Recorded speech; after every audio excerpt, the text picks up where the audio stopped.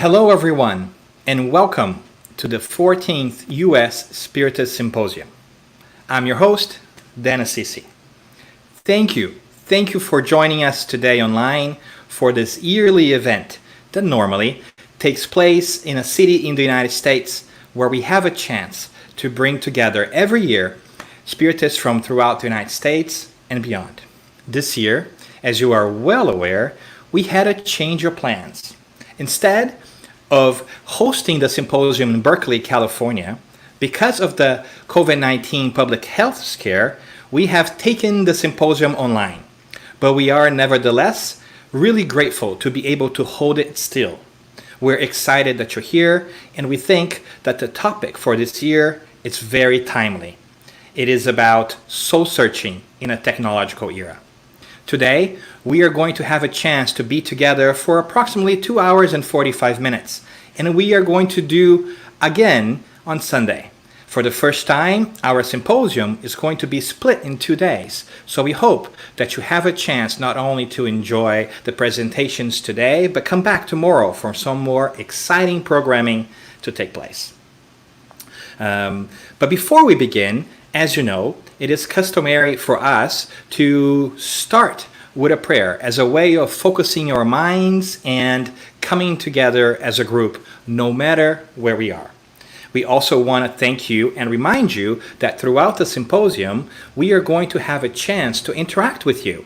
If you're watching us live at the Ussf Facebook page or YouTube page, you will have a chance to participate as well.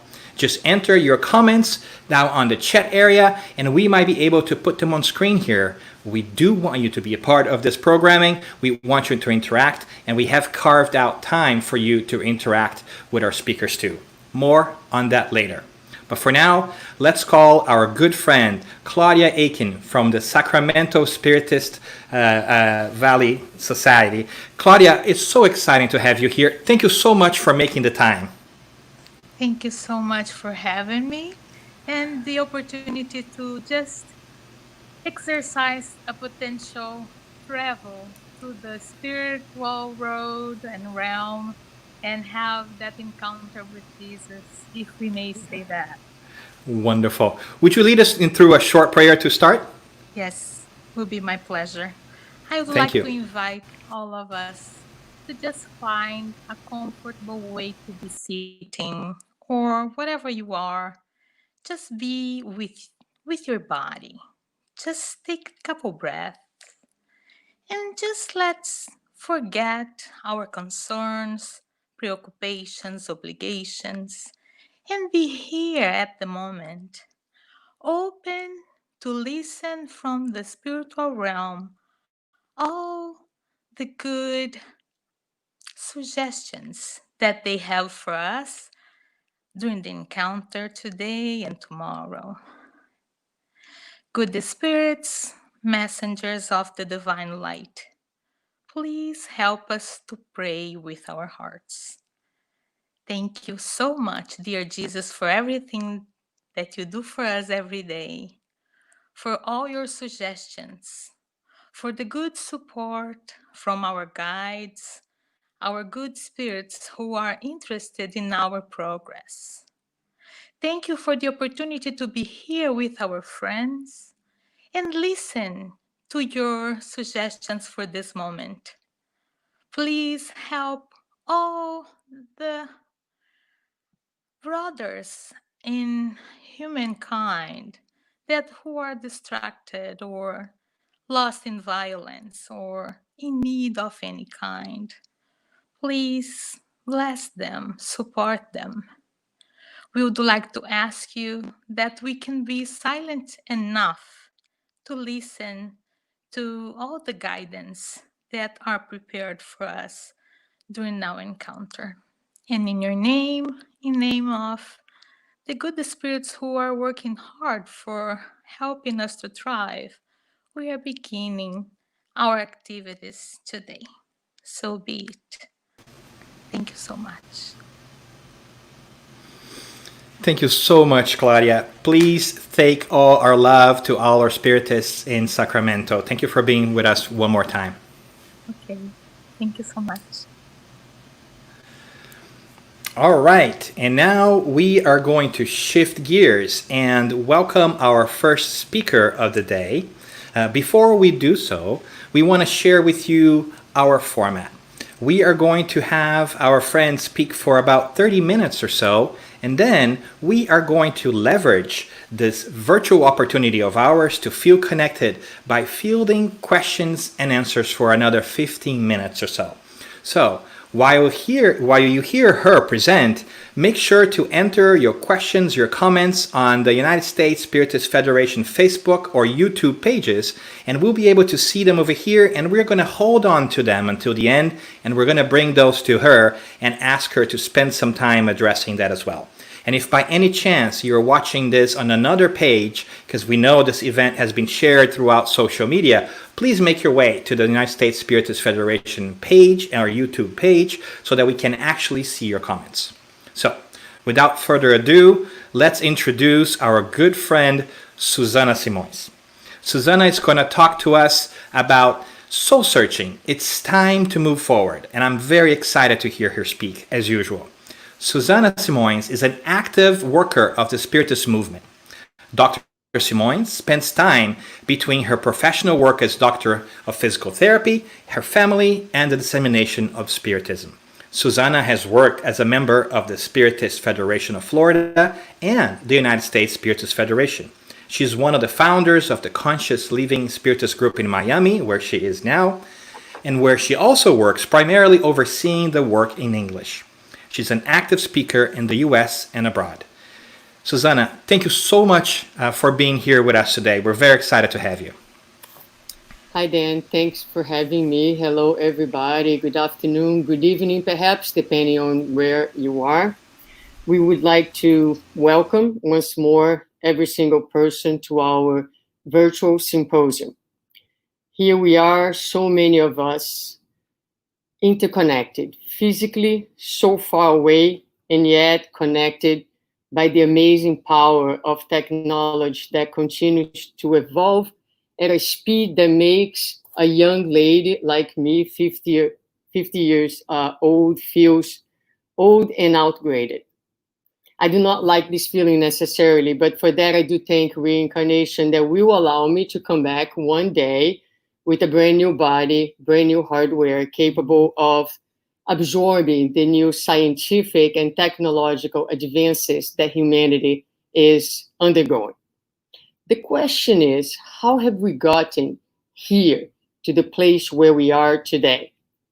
Progress is a very powerful law and also an undeterred force that has taken us from primitive stages when we used to hunt to what we know today to be as a civilized and technological world. It has done so through incarnations and reincarnations. Incarnations leads the spirit to progress by allowing the spirit to undergo the vicissitudes of material existence, whereas reincarnation yields to the progressive improvement of the spirit. It does so because the spirit, as it migrates from one life to another life, it carries with itself all the achievements, intellectual and moral achievements, as well as all the infractions that it has committed against love, against the self itself, and against the other. Now, God has established some very perfect laws that help and that guide the spirit in this journey from initial unawareness to the plenitude of full awareness. And in each life, the spirit is given an opportunity to resume from where he or she has stopped, and also to learn from the new opportunities and from past experiences. We have traveled, my dear friends, a very, very long way. We have even ascended already in the scale of worlds and have gained tremendous awareness. Intelligence continues to unfold beautifully in front of our eyes. And today we are looking and living and experiencing so many situations that Just a couple generations ago, we couldn't even imagine that they would be present in our daily lives. But as we admire all of that, we ask ourselves, are we truly civilized? What does a civilized world would even look like?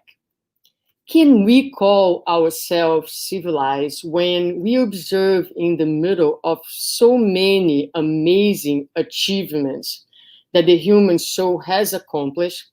A human being that is still immersed in so much suffering and struggling to understand some perhaps very basic concepts, or maybe they are not so basic concepts, but questions like, who am I? What am I doing here? What is the purpose of today? And most importantly, what comes next after today? Progress has granted us, no doubt, tremendous material well-being. We live today very comfortably comparing to the ways in which the cavemen lived, for instance. But again, can we call ourselves civilized? I know we have gone out of the space, we have gone further deep into the microscopic world, and today we are able to modify genomes to prevent and to cure diseases. But is this enough for us to consider ourselves civilized? As I mentioned before, human suffering continues to be extremely prevalent in our society. And we continue to observe that anxiety and depression, for instance, are on the rise and are the leading disorders in the spectrum of mental illnesses in our society. We also deal with very disturbing statistics, as the one that were released by the CDC in 2017 that showed that suicide is the second leading cause of death among individuals who are 10 to 34 years of age. And it is the fourth leading cause of death for individuals between the ages of 35 and 54 years of age. Another disturbing statistics for that year was that the number of suicides was twice as many as the numbers of homicides. So for the ones who have fallen into moral suffering, the power human science does not seem yet to have adequate resources to solve humanity's issue and important problems. So how can we understand this immense contradiction that we observe in our world? A humanity that, on one hand, can pride itself for its incredible advances and achievements while experiencing increased levels of darkness, of anguish, of fear, and depression. A humanity that is, right now, all of us, connected to the incredible power of technology, but that remains so illiterate in the art and the science of love. What is the missing piece?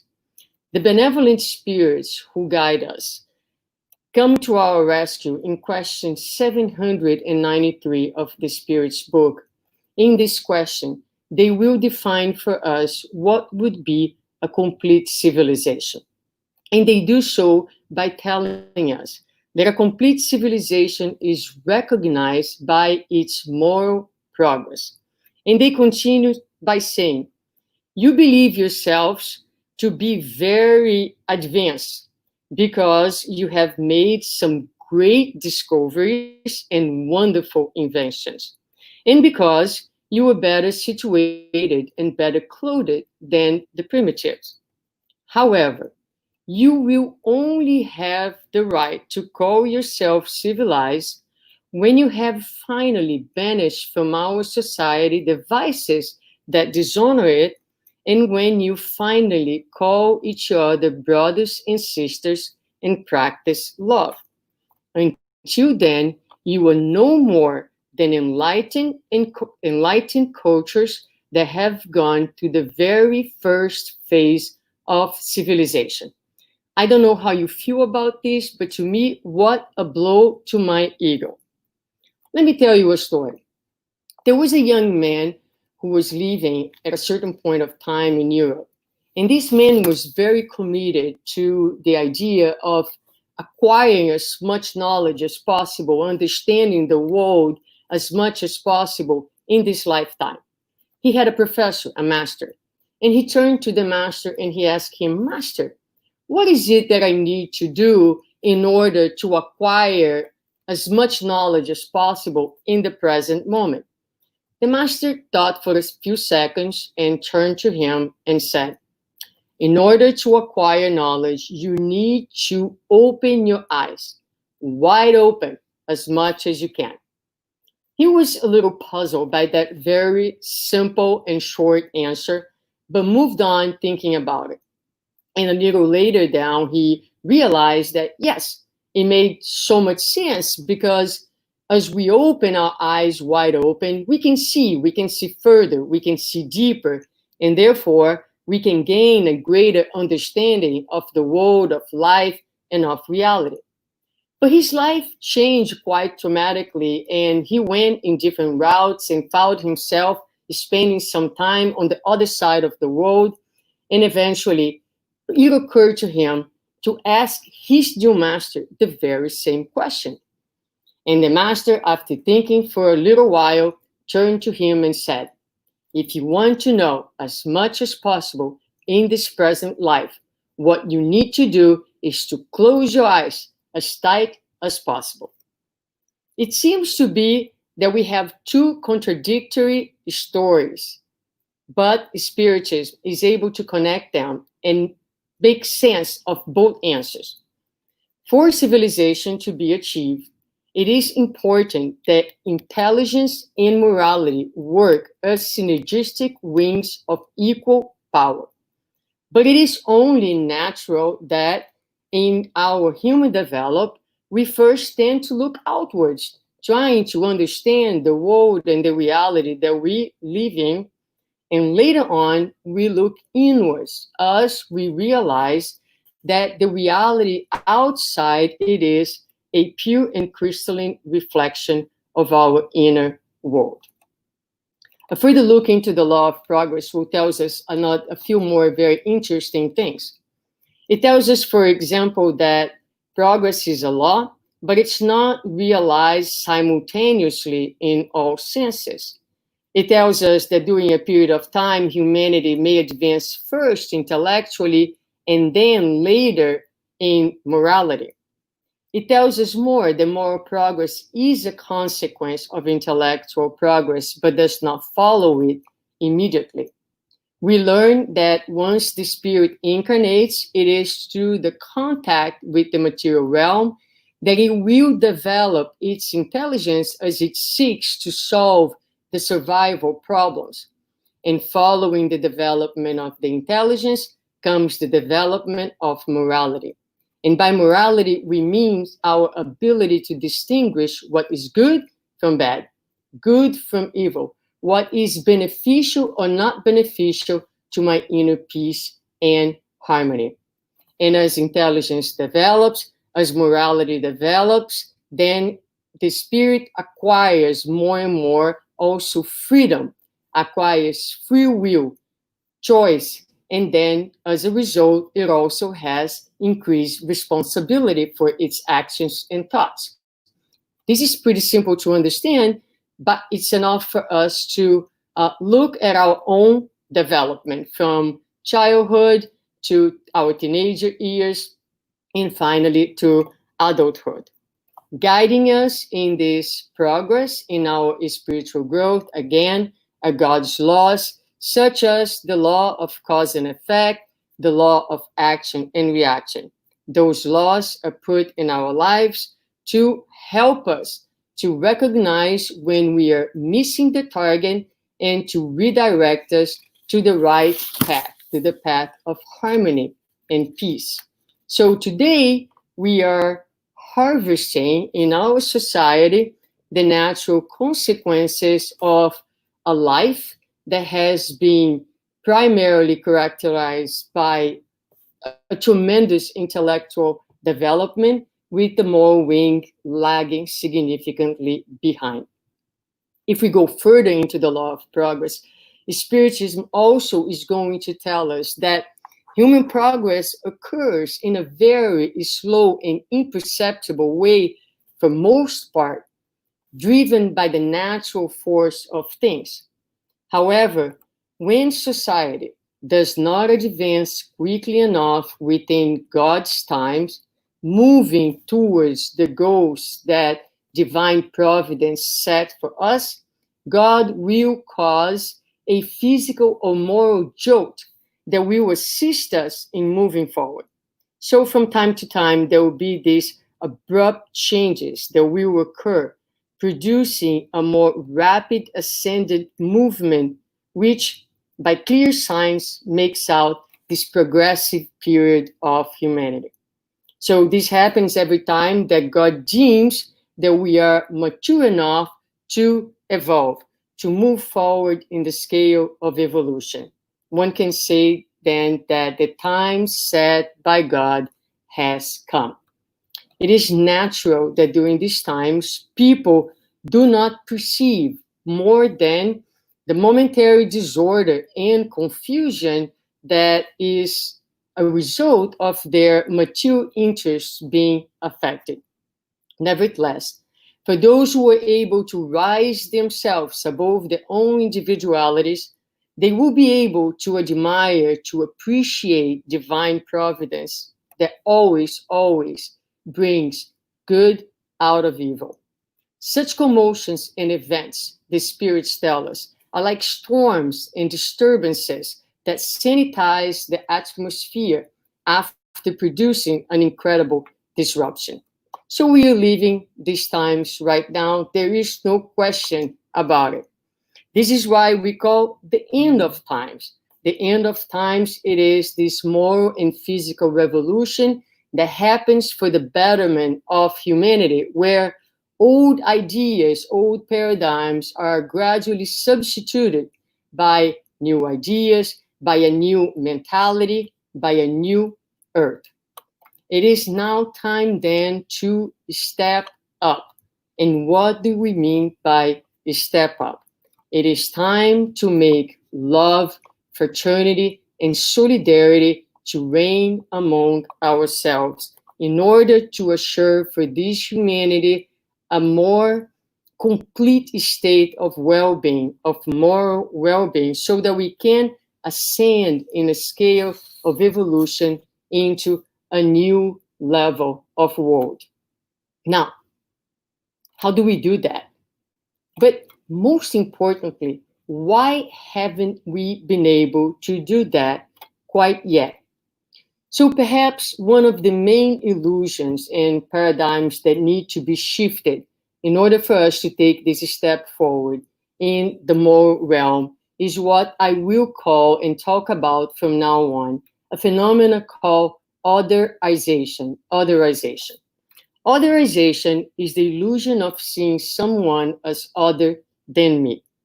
It happens every time that we add a label to a human being within a material perspective. On an overt, easily identifiable, and very extreme scale, otherization kills and has names and faces such as George Floyd and Matthew Shepard.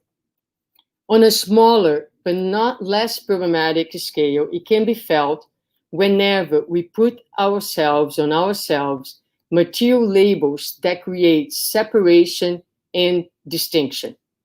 When I say to you, I am a spiritist, I am other telling you that you are the other. When I tell you that I am Christian, I'm also telling you that you are different than me, and therefore you are the other. When I tell you that I am straight, which I'm not, then you fall into the category of being the other. When I say I am white, you are the other. When I say I am intelligent, you are the other. That means you are separated from me. You are distinct. You are different than me. And implicit in that, on the undersurface of that, it is the different value that I attribute to you because you are different than me. We will remain partially civilized until the day that we understand that there is no other. We are one spiritual family, and one cannot be defined without the other. This is what quantum physics tells us when it explains that a single drop of water on one side of the planet reverberates across the planet and is felt on the other side. This is also what Spiritism explains to us when it tells us that we are created to live together, cooperating, assisting one another mutually. This is not an option. This is a law of interconnectedness that gives meaning to our very existences. Our existence only have complete meanings if we do feel like we are an extension of one another. Now, I know that this is a concept that's not easy to understand and much less to feel. Life in physical matter makes it even harder because our physical bodies will establish very concrete boundaries and differentiation that creates and enhances this illusion of separation, reinforcing the paradigm of otherization. Perhaps the easiest way that we have to understand this concept is to think about our families. We are individuals in our families. However, there is within a family a unique sense of belonging together. We even use possessive pronouns to affirm this interconnectedness when you say, my mother, my wife, my son, my daughter. We care about our happiness, but we are also attuned and connected and committed to the happiness of that immediate group precisely because we are connected and we are one family. So the moment that I stop what I'm doing to help my brother and my sister, I do not call that charity, do I? That is a normal, natural movement of my soul that recognizes that that person is inherently an extension of me. So in that sense, there is no other. There is one family. Isn't it precisely the concept that Jesus brought to us when he said, our Father who art in heaven? One family, one God. Never ever in history times, it seems more indicated for all of us to review some very basic concepts in Spiritism. I confess, concepts that I thought I had understood, but I realized I need to remain thinking about them for the rest of my incarnation. And the concept is that we were all created equal, simple and ignorant. We are all immortal beings. And this, my dear friends, is the only concept, is the only label, is the only definition that truly fits and should be in place every time that we look at one another. The definition that we are divine beings, brothers and sisters, under one Father, under one God. But we do not feel quite like this, do we? Our undeveloped moral wing, the prevalence still of the instinct of preservation over the feeling of oneness and connectedness, fuels our tendency to seek the spot for ourselves and the best for ourselves in detriment of others, preventing us from a more vertical flight. So the human spaceship continues to fly in this very, very shallow arena in some poor attempts to actually take off. The divine engineer is attentive to our shy attempts and has determined that the time is here. Therefore, we have a world that is convulsing and a humanity that is being shaken on its very foundation. We must move forward paying attention to the moral quality of our lives. Can you imagine for one day, 1 second, when all the brilliant minds of this world will no longer compete, but collaborate, helping one another, sharing ideas for the betterment of the planet on an ongoing basis, because these minds now understand that by helping a human being on the other side of the planet, on a different country, on a different culture, under a different skin color, under a different religion, that means that we are helping the entire humanity. Can you imagine for one moment when the paradigm of charity changes from me, I, who have so much, will be good and give to you, who have very little? This paradigm will change to a paradigm that it's going to be just a very natural movement of solidarity and love that is born from my emotional and cognitive understanding that my life and yours is actually connected, that we belong together in this universe, and that actually my life has meaning because you two exist, and my happiness is deeply intertwined to yours. In fact, it only makes sense if we are happy together. Isn't that a very different way of looking and feeling and perceiving and experience humanity? Can you imagine for 1 second the day that technology and intelligence are now driven forward by the power of love? Can you imagine for a second when all the material resources, this abundance of material resources that are available to us, are manipulated by hands, minds, and hearts who are now living under the paradigm of connectedness? This day will come, and it will come through education. It is through education that generations are transformed and are improved. But as the spirits have said, we are not talking here about educations by the book. We are talking about the type of education that's able to form characters and that will give the new generation a better understanding about the meaning of life and the moral fiber to drive progress and technology in the right direction. Good education, though, calls for good teachers. And good teachers are not perfect teachers, but good teachers are the ones who are committed to their own education and who understand that the most effective way of teaching is modeling. The regeneration of the world does not belong to the future, as many want to believe, but belongs to the present and belongs to you and me. Technology will become a positive force the day that it's driven by educated souls. Now realize that there is a difference between instructed and educated souls. I believe that right now I am speaking to a whole bunch of very instructed individuals who have a very good cognitive understanding of morality and spirituality. But this is not enough. We need more.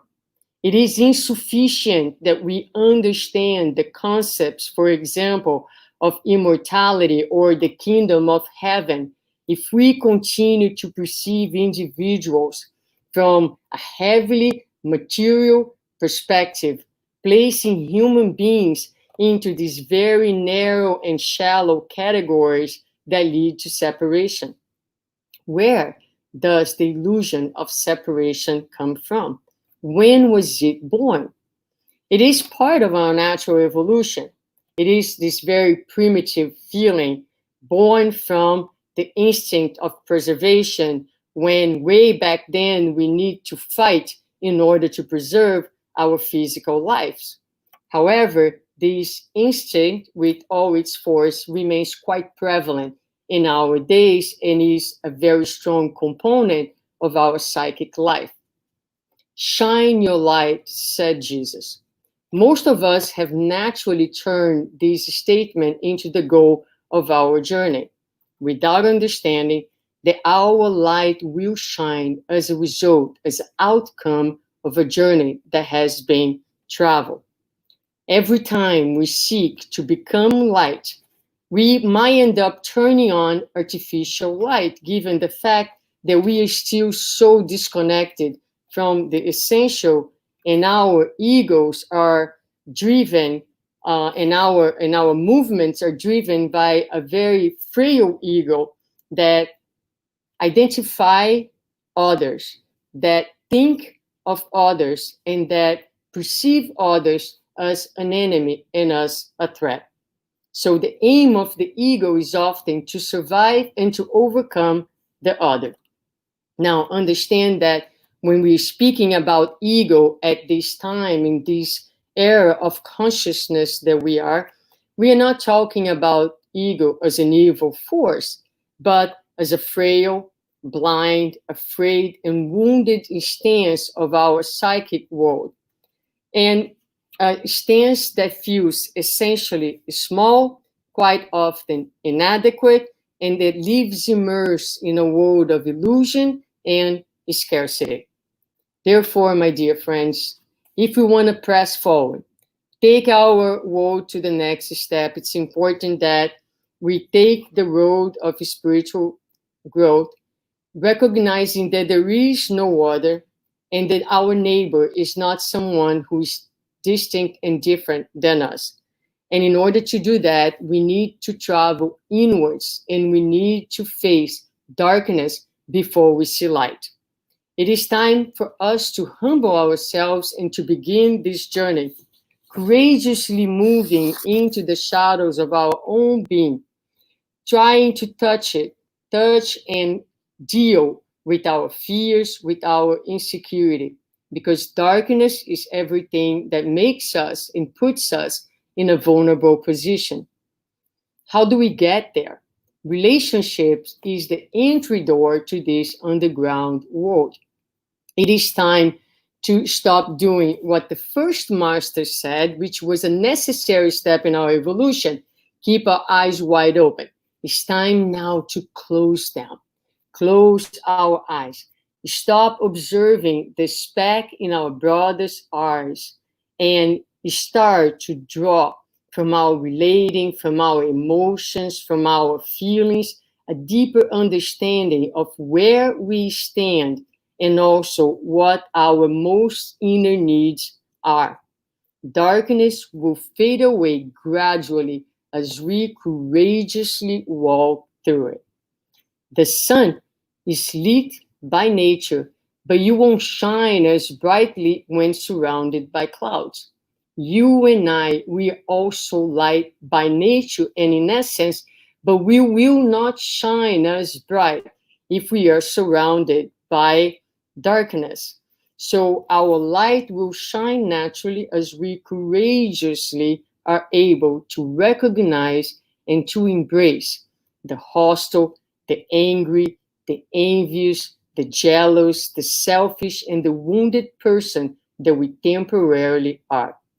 Light will shine naturally when we no longer deny and disavow the parts of us that we consider and define as others than me. So we all have within ourselves many others that we wish did not exist and that we seek to eliminate and that we try to ignore. The other that despises someone who, for example, takes a position that we would really, really love to have. And as soon as we lose that position, we rush to label that person as ambitious. In doing so, we are denying our own ambition. Or the other who is comfortable in possessing things, and we label him or her as shallow, denying our own desire for having. Since deep inside we know that having, we believe that having, for having, the more we have, the more value we have. And quite frankly, which one of us is not in search of being valued? So it's time for us to realize that the other that we see outside and that we are labeling and narrowing is also the other that somehow lives within ourselves. Progress will continue to be delayed as long as we continue to deny our own humanity, ashamed of the conditions of the feelings that we believe to be unacceptable, turning our backs to them and numbing our own pain. To ignore the human in us does not solve our vulnerabilities and does not end otherization. On the contrary, it reinforces it and solidifies it. The solution is in the understanding that these so-called negative feelings and emotions need to be acknowledged, need to be integrated, understood, and gently be redirected towards goodness and love. The day that we are able to identify and to accept the very human nature, this raw state of consciousness that still characterizes us, we will no longer see others, and the earth will be gradually transformed. In the wake of the last events in the United States, I would like to bring to you the words of James Baldwin. For the ones who don't know James Baldwin, he was a Black man, one of the 20th century's greatest writers, a powerful speaker, a writer, an intellectual, and an activist in the 60s. In 1962, in a speech, he said, and I quote, "Whatever white people do not know about Negroes reveals precisely and inexorably what they do not know about themselves. White people in this country will have quite enough to do in learning how to accept and love themselves and each other. And when they have achieved this, the Negro problem will no longer exist, for it will be no longer needed." We all have within us so many others, so many psychological instances, and in the light of reincarnation, so many different personas that inhabit our own self. As I close this reflection, I ask you, take a second and think, who are you? Truly, truly. Try let go of all the labels that you have accumulated and put upon yourself in the course of this existence.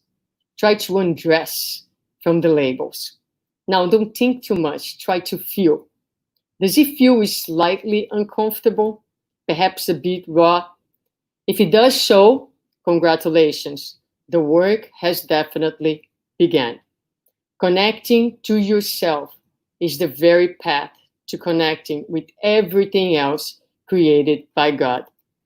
As you navigate darkness, though, from time to time, take a quick look back, and you might be surprised to see that a trail of light is being developed.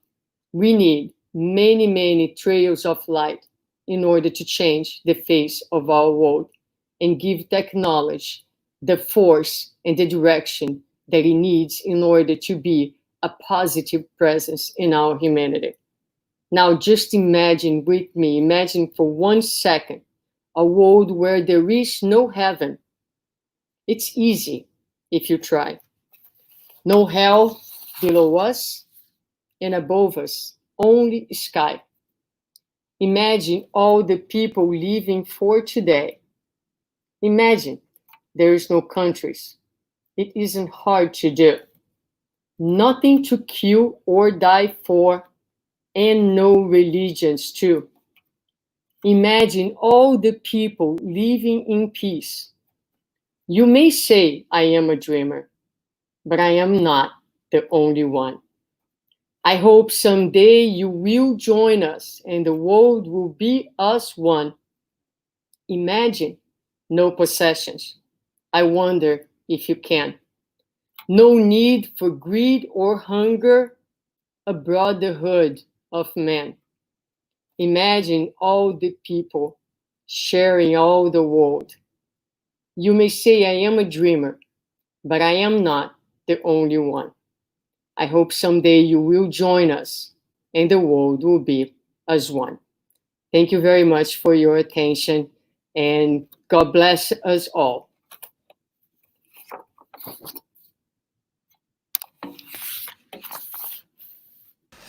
It helps when I unmute myself. That was wonderful, Suzana. It does. Thank you so very much. Truly a pleasure to hear you speak as usual. We have had some comments and some questions here. Are you ready to field some questions from our folks? Yes, absolutely. All right. So first, we also want to acknowledge we have people from very many different places here. To my count so far, I might have missed some, but we have people from California, Illinois, Louisiana, Texas, Pennsylvania, Florida, North Carolina, Oregon, Massachusetts, Hawaii, Washington State, Georgia, New York. We also want to say hi to our friends in the UK, in Brazil, and in Canada who are following us. Very exciting to have you join us virtually for this lovely talk by Suzana and Suzana. Many different questions, and one of the things that you spoke about was these chaotic times and these difficult times that we live in. And our friend Abby Scher on Facebook is asking you that she doesn't usually get depressed, but our current situation has her very sad. She says, I've been involved with being an advocate for mental health. It can be overwhelming. How does Spiritism react to our current events? Yes, it is. First of all, I want to empathize with the feeling, right? The Spiritist knowledge does not take away our anguish, not yet anyway. But how does Spiritism react to our current events? So I think, part of the answer is in the talk, right? We are still living in a society where we learn by contrast.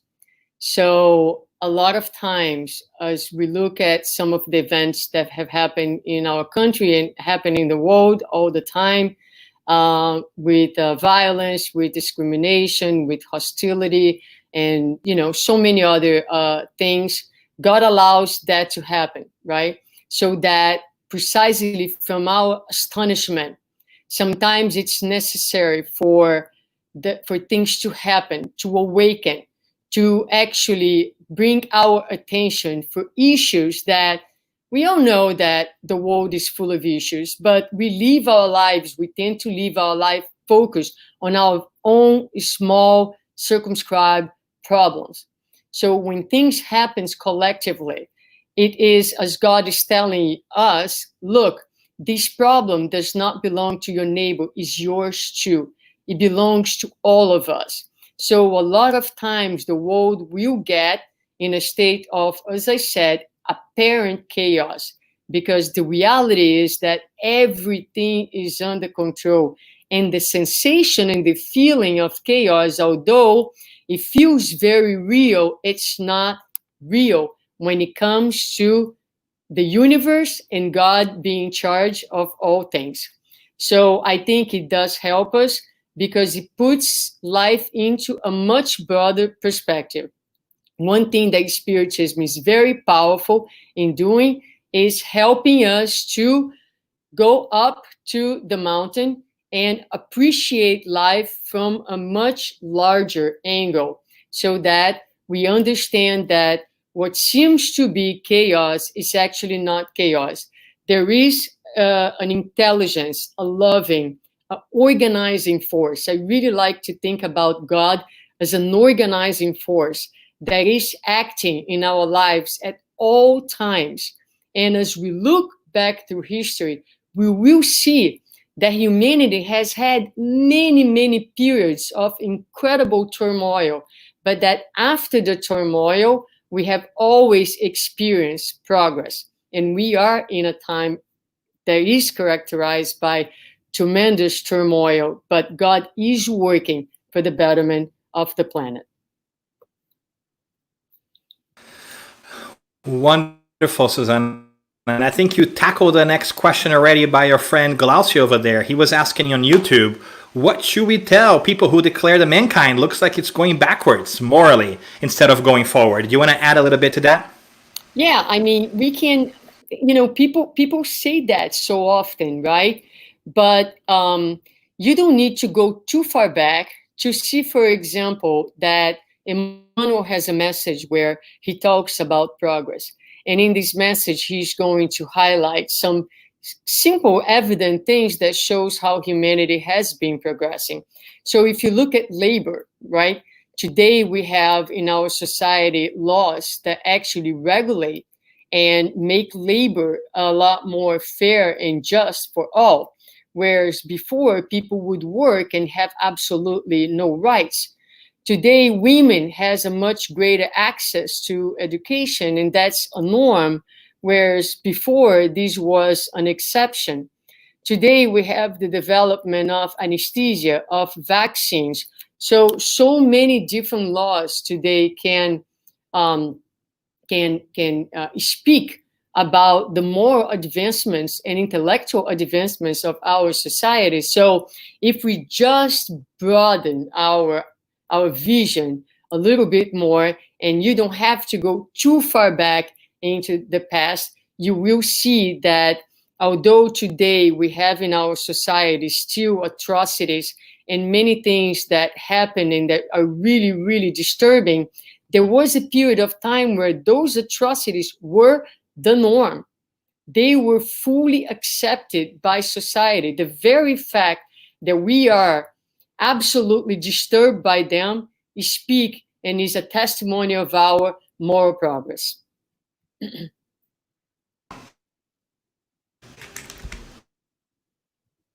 Waiting for Dan Assisi, who is coming up. Next. He's here. Hi, Dan. Hey, Suzana. Glad you're back. Yeah, I'm here. I'm here. This is one of the challenges of doing live events, right? But we flow with it. We're always progressing, technologically speaking, as well. Yes, right? yes. So thank you for that. Thank you for that. So talking about evolution and the other, we also have a question here from our friend Murilo Soranzo on Facebook. How does reincarnation teach us about being the other? Right. So as we go through reincarnation, right, we are developing both morally and intellectually, and we are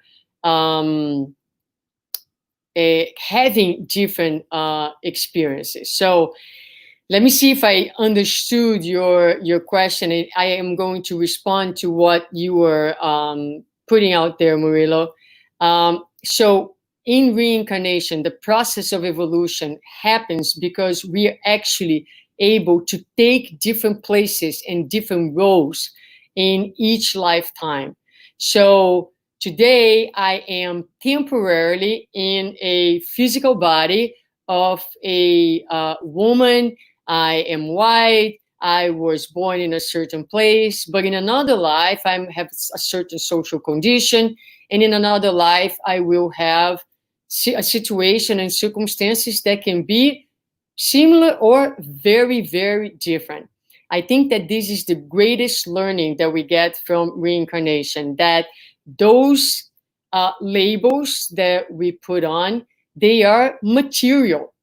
Labels that speak about our present moment, the situation that we are undergoing in order to, these circumstances are instrumental for our evolution, but they do not speak about the essence of who we are.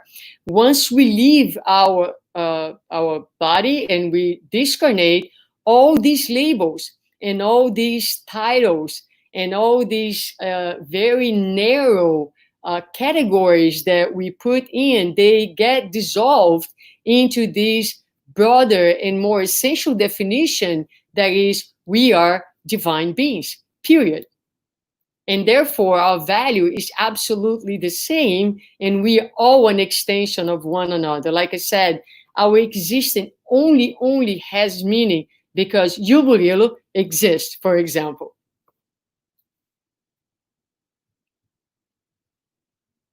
Wonderful. Thank you so very much Suzana. We have more questions, but we are tight on time. So we're very glad that you're here. If you want to dive in and back into the comments later and answer those, will be great. But we want to thank you from the bottom of our hearts for such an inspirational talk. It's always great to have you. It's always great to connect to Florida out there and have you with us. Thank you so very much for being here, Suzana. Thank you, Dan. And if you want to find Suzana, you can always find Suzana on social media as well. I know she has a page on Facebook. She's also on Instagram, so go follow her. Thank you very much for being here. We are very excited that you are here. We have just finished the first talk of our part of our programming today, and now we are going to shift gears into the second piece of our programming. But before we do so, we want to share with you a couple of announcements. This is also a great time for you to stretch your physical legs after being sitting down with us for a little bit. So if you want to catch a glass of water or stretch your legs a little bit, by all means do that. And why you do that, we do want to share with you a couple of announcements. First of all, the United States Spiritist Federation is very excited to share that it has launched a new online bookstore. The bookstore can be found with a link straight from the USSF's page, and it's beautifully designed. It has many different books that you can easily find, so please do pay a visit. And if you do, you are going to have an opportunity to see a new release as well. A new version of the Gospel According to Spiritism is being launched by the United States Spiritist Federation. You can find that on the bookstore as well. This is the third book of the codification, and if you're looking for yet another version to reference, this will be a wonderful thing for you to consider as well. And we also wanted to share a little bit about the U.S. Spiritist Medical Association. You might remember that the USMA, as it is sometimes referred to, is affiliated to the International Spiritist Medical Association, and this is the affinity group for those of us, or you, who like to be connected to the medicine with a spirituality twist. The USMA bridges medicine and spirituality, and they come together for a series of events. Every 2 years, they have a wonderful conference where they get to dive deeper in person. But as you are aware, due to the COVID-19 pandemic, their biannual conference has been canceled. Instead, they are going to do virtual conferences and webinars, which you can find by visiting their website, www.sma-us.org, or by also following them on Facebook. So if you are in the health field or are simply interested about things about spirituality, medicine, and how they converge and connect, do follow the U.S. Spiritist Medical Association and get to know their programming as well. And since we are also sharing announcements with you, we want to tell you that you now have an official excuse to travel to France with us. And the 10th World Spiritist Congress will be held in Nice, France, and the 15th and 16th of October in 2022. So you have 2 more years to prepare. This is a wonderful opportunity for folks to come together, Spiritists from all over the world, make the journey as an opportunity to spend some time talking, learning, getting to know each other. So if you would like to know more information, you can always visit the website for the International Spiritist Council, and this is a production of the Union Spirit Française et Francophonie. And I hope I have not embarrassed myself by speaking French in front of all of you, but the Spiritist, the Union of French and French-speaking countries is putting this together. It's going to be a wonderful thing. 15th and 16th of October, 2022. Nice, France gives us plenty of time to prepare. And we also want to share with you, as you do your final stretches before we move on to the next part of our programming, we want to share another opportunity that we are going to have. June 14th, just a couple of days from now, we're going to have a live broadcast from our very own Divaldo Franco from Brazil. We are going to offer simultaneous translations, and you are going to be able to follow of that in Portuguese or in English. It's a first of this kind here for us. So if you are thinking about joining us, we do encourage you, and you will have your choice of audio feed as well. The English version will be broadcast on the United States Spiritist Federation YouTube page, and the Portuguese version will be broadcast by Mansão do Caminho, the charitable organization by Mr. Divaldo Franco.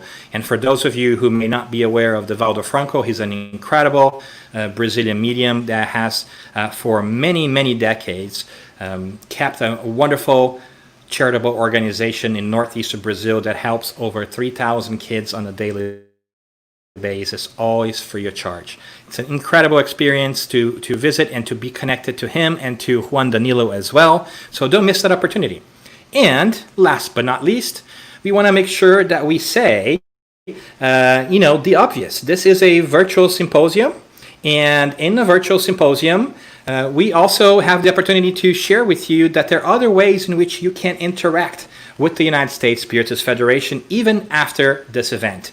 Follow the USSF on Facebook, on Instagram, on YouTube, or even on Twitter as well. And you can see them here on your screen. There you go. I think I'm getting it right. But it's a wonderful opportunity for you to feel connected and connect with other folks as well. So we want to thank you for that.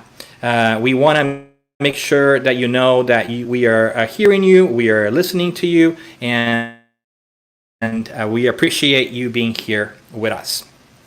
And I hope that has given you enough time to catch up with your stretches, your calisthenics, as we move forward to the next part of our programming. We are very excited that you joined us. As you know, this is the 14th U.S. Spiritist Symposium, which is happening virtually this year. Every year it happens presentially in a city throughout the United States. This year we were scheduled to have it happen in Berkeley, California.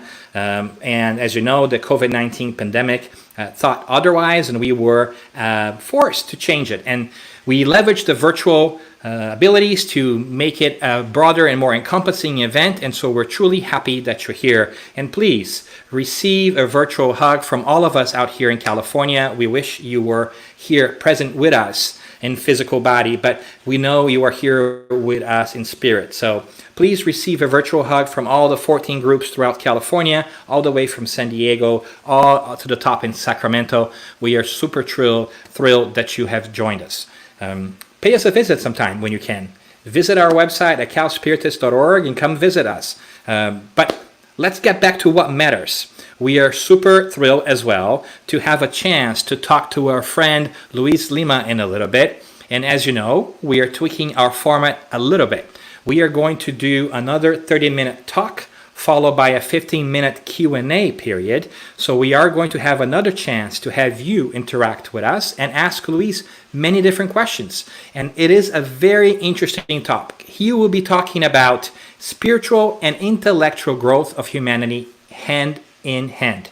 Perfect opportunity for us to leverage our biggest topic of the day, which is soul searching in a technological era. So we're going to bring Louise on, and let me tell you a little bit about my Louise. I'm also always very excited to hearing him speak. Luiz Lima began his journey in Spiritism in 1990, just a couple of years ago. As you can tell, he's a very young man, a very dapper man there. Look at him. As a serious researcher on the scientific aspects of Spiritism, Luiz has been facilitating the studies of how to bridge science and Spiritism in both languages, Portuguese and English. Mr. Lima is a renowned lecturer in the Spiritist movement and participates in local and national seminars and events all year round. Luiz Lima holds a degree in electronic engineering, and he works in the computer and network industry. And I am very excited to hear you speak. Luiz, thank you so much for joining us all the way from Florida. Thank you, Dan. Thanks for introducing me. And it's such a great pleasure to be here, participating once again in the Spiritist Symposium. 14 years. Can you believe that? Time flies. Such an interesting thing. It's even difficult to greet people on a virtual event like this, because if I say good morning, I'm going to be writing some places wrong in others. Good afternoon, same. Good night, some. Good evening, same thing. So it's difficult. Isn't that just beautiful? Everybody's connected. There is no such a barrier of time anymore, time zones. That's absolutely beautiful. And that's why I love so much talking about Spiritism. And this is a fascinating topic that I'm going to try to convey to you. I want to bring something on the screen so you can follow me here. So we are going to talk about this spiritual and intellectual growth of humanity hand in hand. The title itself is already very challenging, and it's a fascinating topic. And for me particularly, what makes it fascinating is once we start to go into the mechanics of all this thing, how it works, what's behind the scenes, and so, it widens our perspective on morality and intellectuality, intelligence, all of those things. And it will give us a different view of things. Hopefully, I'm going to be able to get that through to you today. Every time we speak about something spiritual growth, spiritual progress, in theory, we are talking about morality. That's our moral standards. That's at the spirit level. Intellectual, on the other hand, has to do with intelligence, has to do with our intellect. And the thing about Spiritism is trying to explain to us how this thing works, how both of them, morality and intelligence, go hand in hand. I know it's very challenging because, especially in the days, the past couple of weeks, a lot of different things have emerged out of the news, and we are all questioning: is it true? Is it not? Well, let's try to get some message here and see where we can get. The Spirit's book is very clear about certain things. Suzana was actually able to bring us some of those. But to get started, Allan Kardec, in the Spirit's book, publishes one of the answers from the Spirits, where they say that there are two kinds of progress, and they're not in tandem. They are intellectual progress and moral progress. So to begin with, they are not aligned with each other. So we could not even expect that to happen, although I think that's the desire for at least most of the population. I would say that these two things would be in tandem, but they are not. And he goes a little further down to explain to us that moral progress is a consequence of intellectual progress. Well, hold on. So there's a law of cause and effect here. One thing makes the other happen. So intellectual progress has to come before moral progress. And how can we deal with that? How can we explain that? We need to elaborate a little bit more so it makes a little bit more sense. But then Allan Kardec goes back to the Spirits and he asks, how come? How is that possible? And the answer is right here on the screen. As you can see, intellectual progress makes good and evil understandable. When I understand what's good and what's evil, then I can make the right choice. If I don't understand, I'm just making choices with without thinking, with no intellectual involvement. And that's where the problem seems to be. As we progress intellectually, we will be able to make better choices. We will be able to look at the situation, for example, from outside the situation itself, and make a decision: oh, I should do this or I should do this, and knowing why I'm making such decisions. And then he talks about civilized cultures.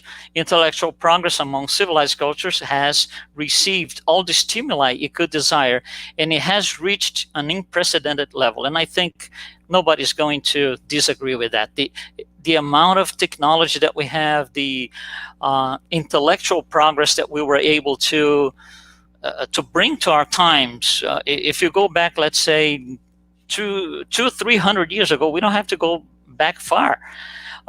300 years ago was before the Industrial Revolution. It was a whole different story. So yes, there is, Suzana was actually talking about this thing.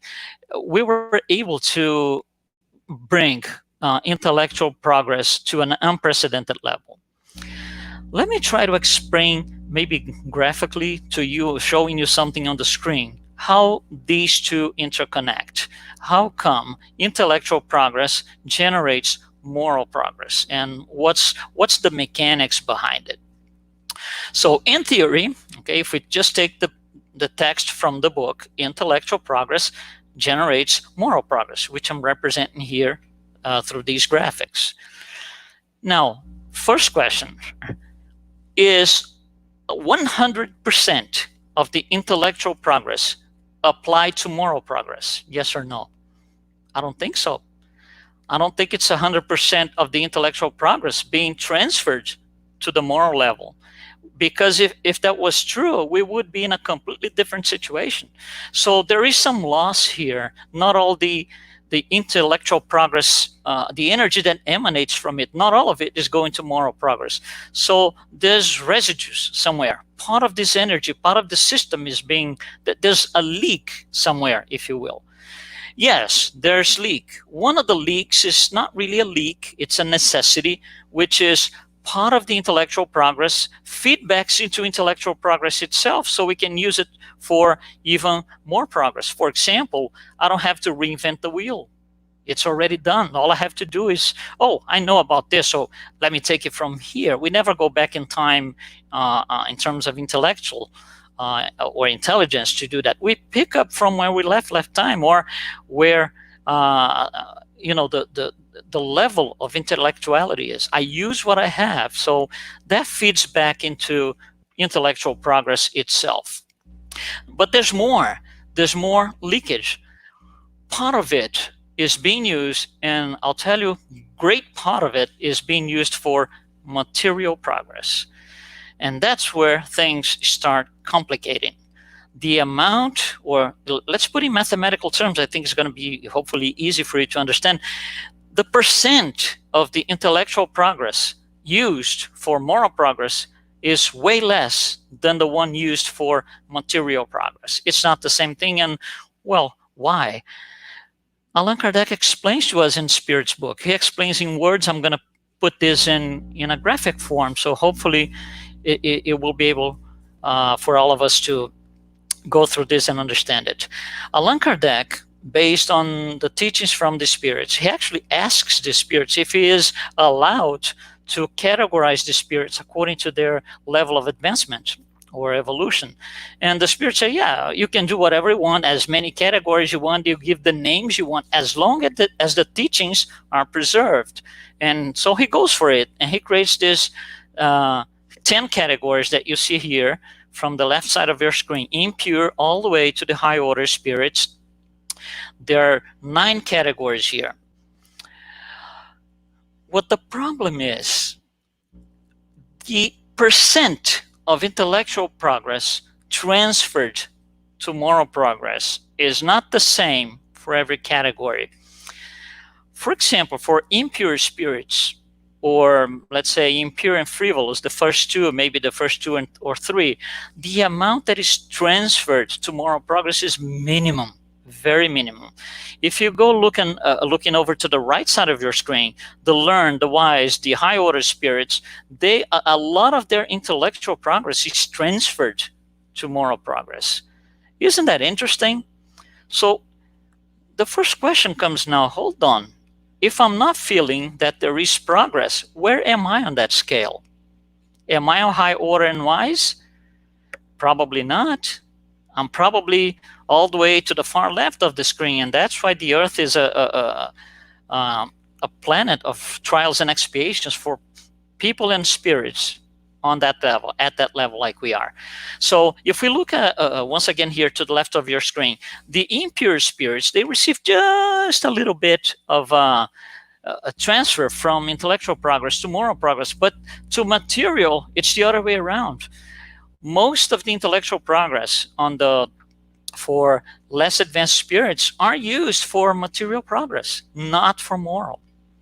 So we end up with a graphic or a sketch like this. Hopefully it's easy for you to follow what I'm saying. But the more left we are, the more material progress there's going to be and less moral progress is going to be. Until we are able to, little by little, and it's going to take a long time, meaning it's going to be a lot of incarnations ahead of this time that will allow us to widen our green arrows on the top. Jesus used to call this the narrow door. What is the narrow door? Why is this the narrow door? Because for me to go from intellectual progress to moral progress, it's difficult. The narrow is too straight. It's the door is too narrow. And why is that? Because for impure and frivolous and so, the door is wide towards material progress, and it's narrow towards moral progress. And that's exactly what Jesus came to explain to us. One day, we're all going to be closer to the other side of the screen. We're going to be closer to the wise, the learned, the wise, the high orders, and everything is going to be different. Our perception of moral progress as compared to intellectual progress is going to change. It's going to be different.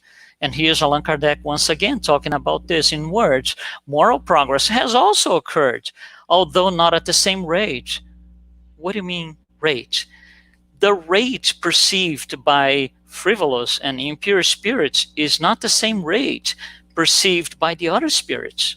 For example, wise and high order and learned, it's not the same for all, because level of evolution matters until we get to the apogee of perfection, which we are far from. We have not reached that yet. We will. At one point we will. But for now, we need to work on widening that green arrow. We need to work on our spirit so we can widen that. And that's the only way we're going to progress. Civilization, as Susana brought this morning, earlier today, it puts an end to some of the evil as it perfects itself, because then at one point evil is going to disappear. Our moral progress is going to get to a point where we are no longer going to be a planet or an orb for trials and expiations, but for what we call regeneration, where evil is going to disappear. Morality will develop and civilization will be purified, all as a consequence of our intellectual level. So I think it's important for us to understand the Spiritist hierarchy that I showed you here, those groups, those categories, because it does matter. We are not at the same level, okay? Morality and intelligence are two forces that they will achieve balance at one point in time, but we have to harmonize with the divine laws. We have to harmonize with that. We have to raise our moral standards. First of all, we have to be willing to do it. Once we do it, and as we do it, we will be approaching these two avenues: moral development and intellectual development. And then we're going to have a society which is totally different than today. And in talking about society, I want to show you something about morality in our society. Let's think about this. Why have we stopped the progress in the moral progress? Or why are we having such a hard time? Okay, going back in time, Moses brings the 10 revelations. Jesus comes in later to confirm these revelations. What are these? It's a set of moral values. So here they are, 10 moral values. Let's pick one as an example. For example, don't kill. It's in there. Moses presents this to the population, to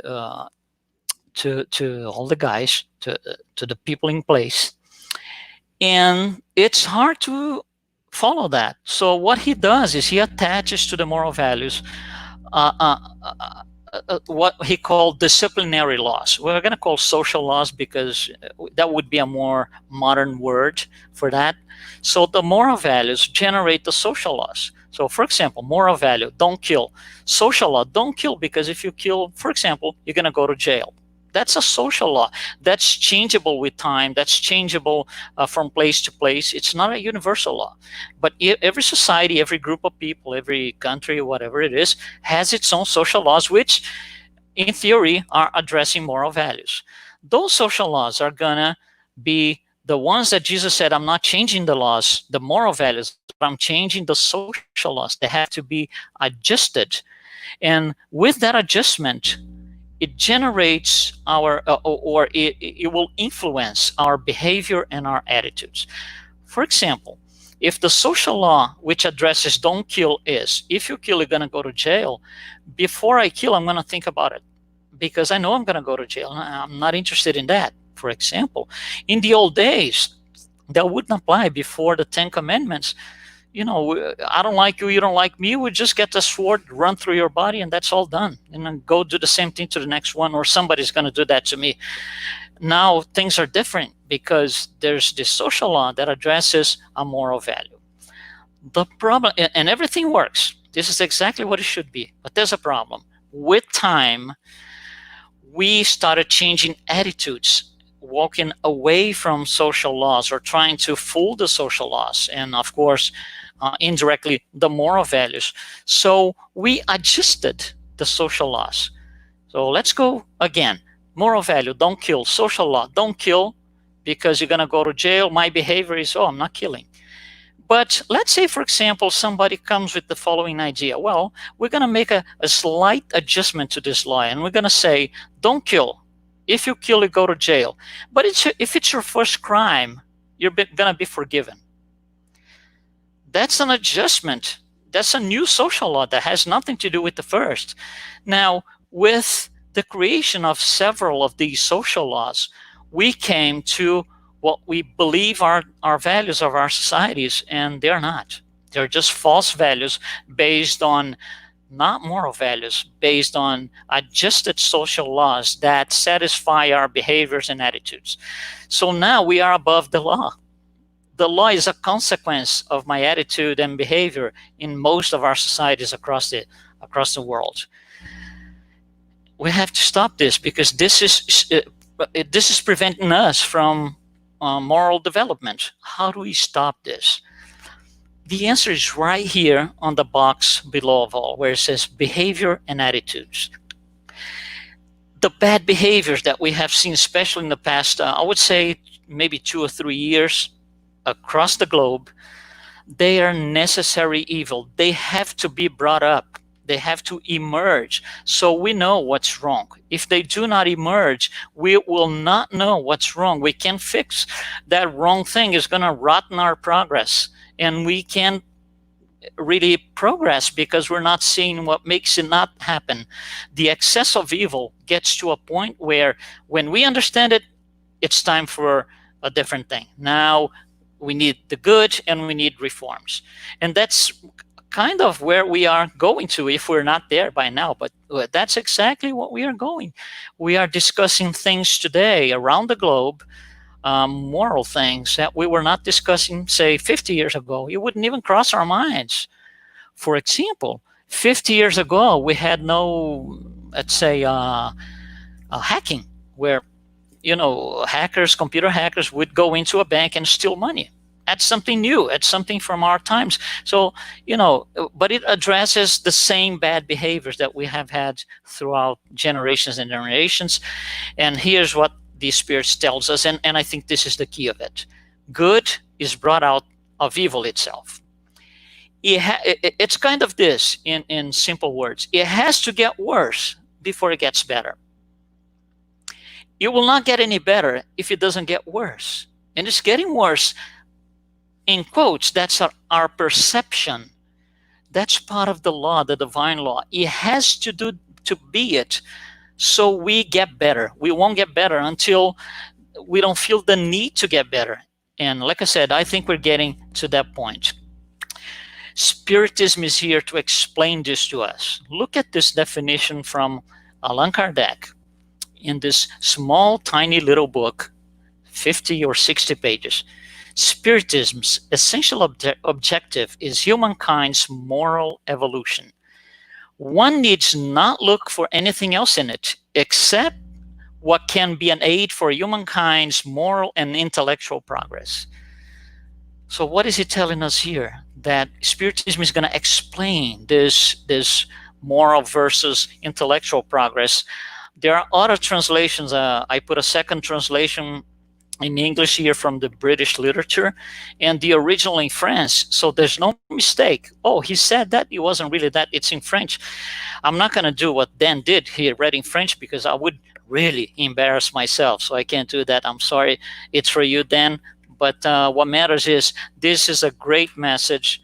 This is the great message from Spiritism. It's here to explain to us exactly what we are trying to address on the topic that we chose to speak today. A few things that we maybe need to take home to our pillows tonight, and every night I do. Let's go through a few of them. I'm going to give you 4 things to think about. For us to think about, not you, us. And myself included, of course. Number 1, sustainability. Well, can we sustain intellectual progress without morality for much longer? Can we? Can we keep going the way we do without, trying to widen that green arrow? If we don't do this, and we're not doing too much at least, if we don't do this, all of our systems are going to crash. Our political systems, wherever it is, in every country, they're going to fall down. Our economic systems, all of them, they're going to disappear. Education, healthcare, sports, whatever, religion, everything. Without morality, all these systems are going to disappear. So how much more can we do before we look into morality? Well, we just had an indication from Spirit's book. It needs to get worse before it gets better. Number 2, overcoming our moral limitations. We all have them.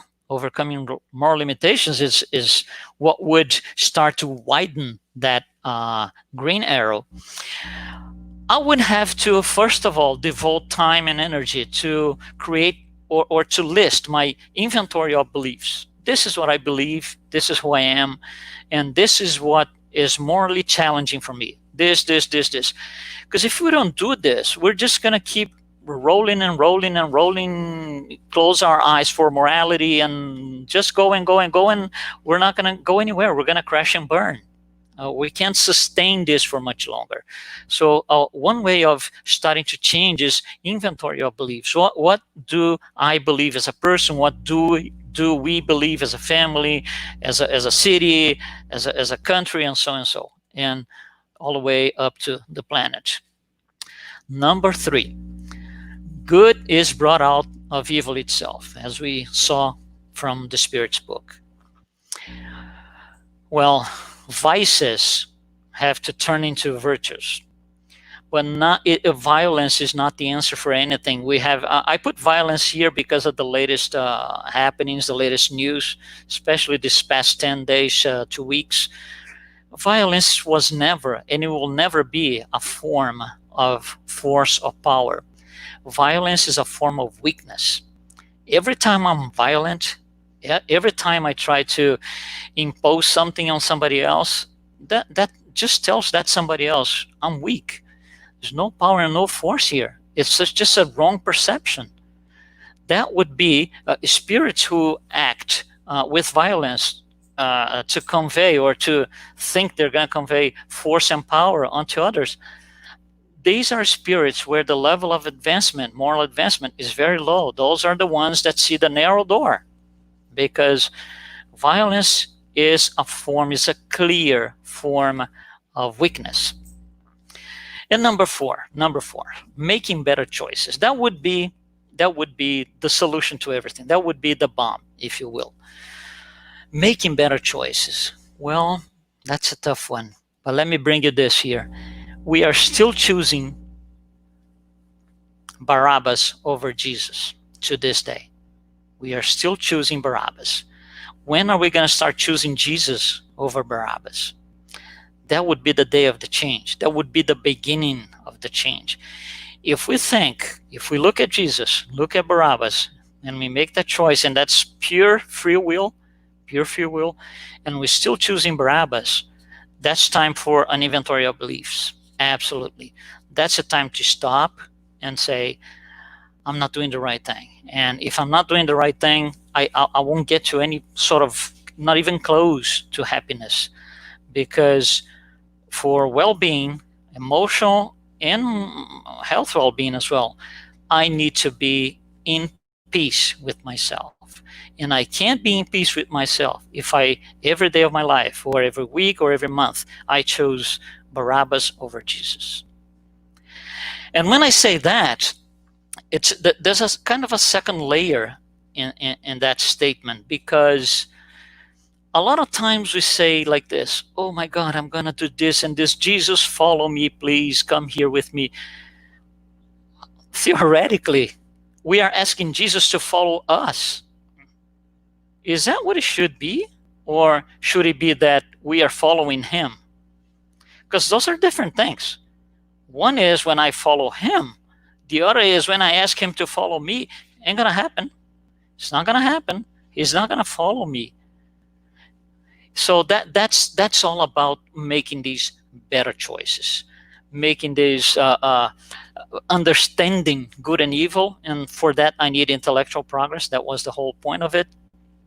So I can make better choices. I can start changing myself, changing the ones around me, and propagating my changes, my good changes, of course, my positive changes to others. And that will start to widen my green arrow. And then I'm going to start going from a less advanced level to mid-sized advanced level to more advanced levels. And that's actually the purpose of spirits incarnating on Earth. Okay, and Spiritism is here to show us how to do that. Spiritism is, I need a new philosophy to do this. The philosophy that we are using today, or that we have been using through incarnations and incarnations and incarnations, is just not working. I need a new philosophy. A new philosophy that can show me how to morally improve. Okay, I don't know if you can see this here, but this is the cover of the Spirits book. I want you to read the very first line here. Spiritist philosophy. That's before the title of the book. It's a new philosophy. It's a book of a philosophy of life that I can use for myself as a tool to improve morality by understanding everything that we spoke here, how my intellectual progress can align with my moral progress, what changes I have to make, and why it's not working. And hopefully we were able to get that to you, and why it's not working, and what changes have to be made. This book is just fantastic. It's not the only book. It's the first book of a brand new philosophy starting off 1857 with Allan Kardec in the Spirits book. Here's something very interesting. For me, when I saw this phrase first time years ago, it just struck me.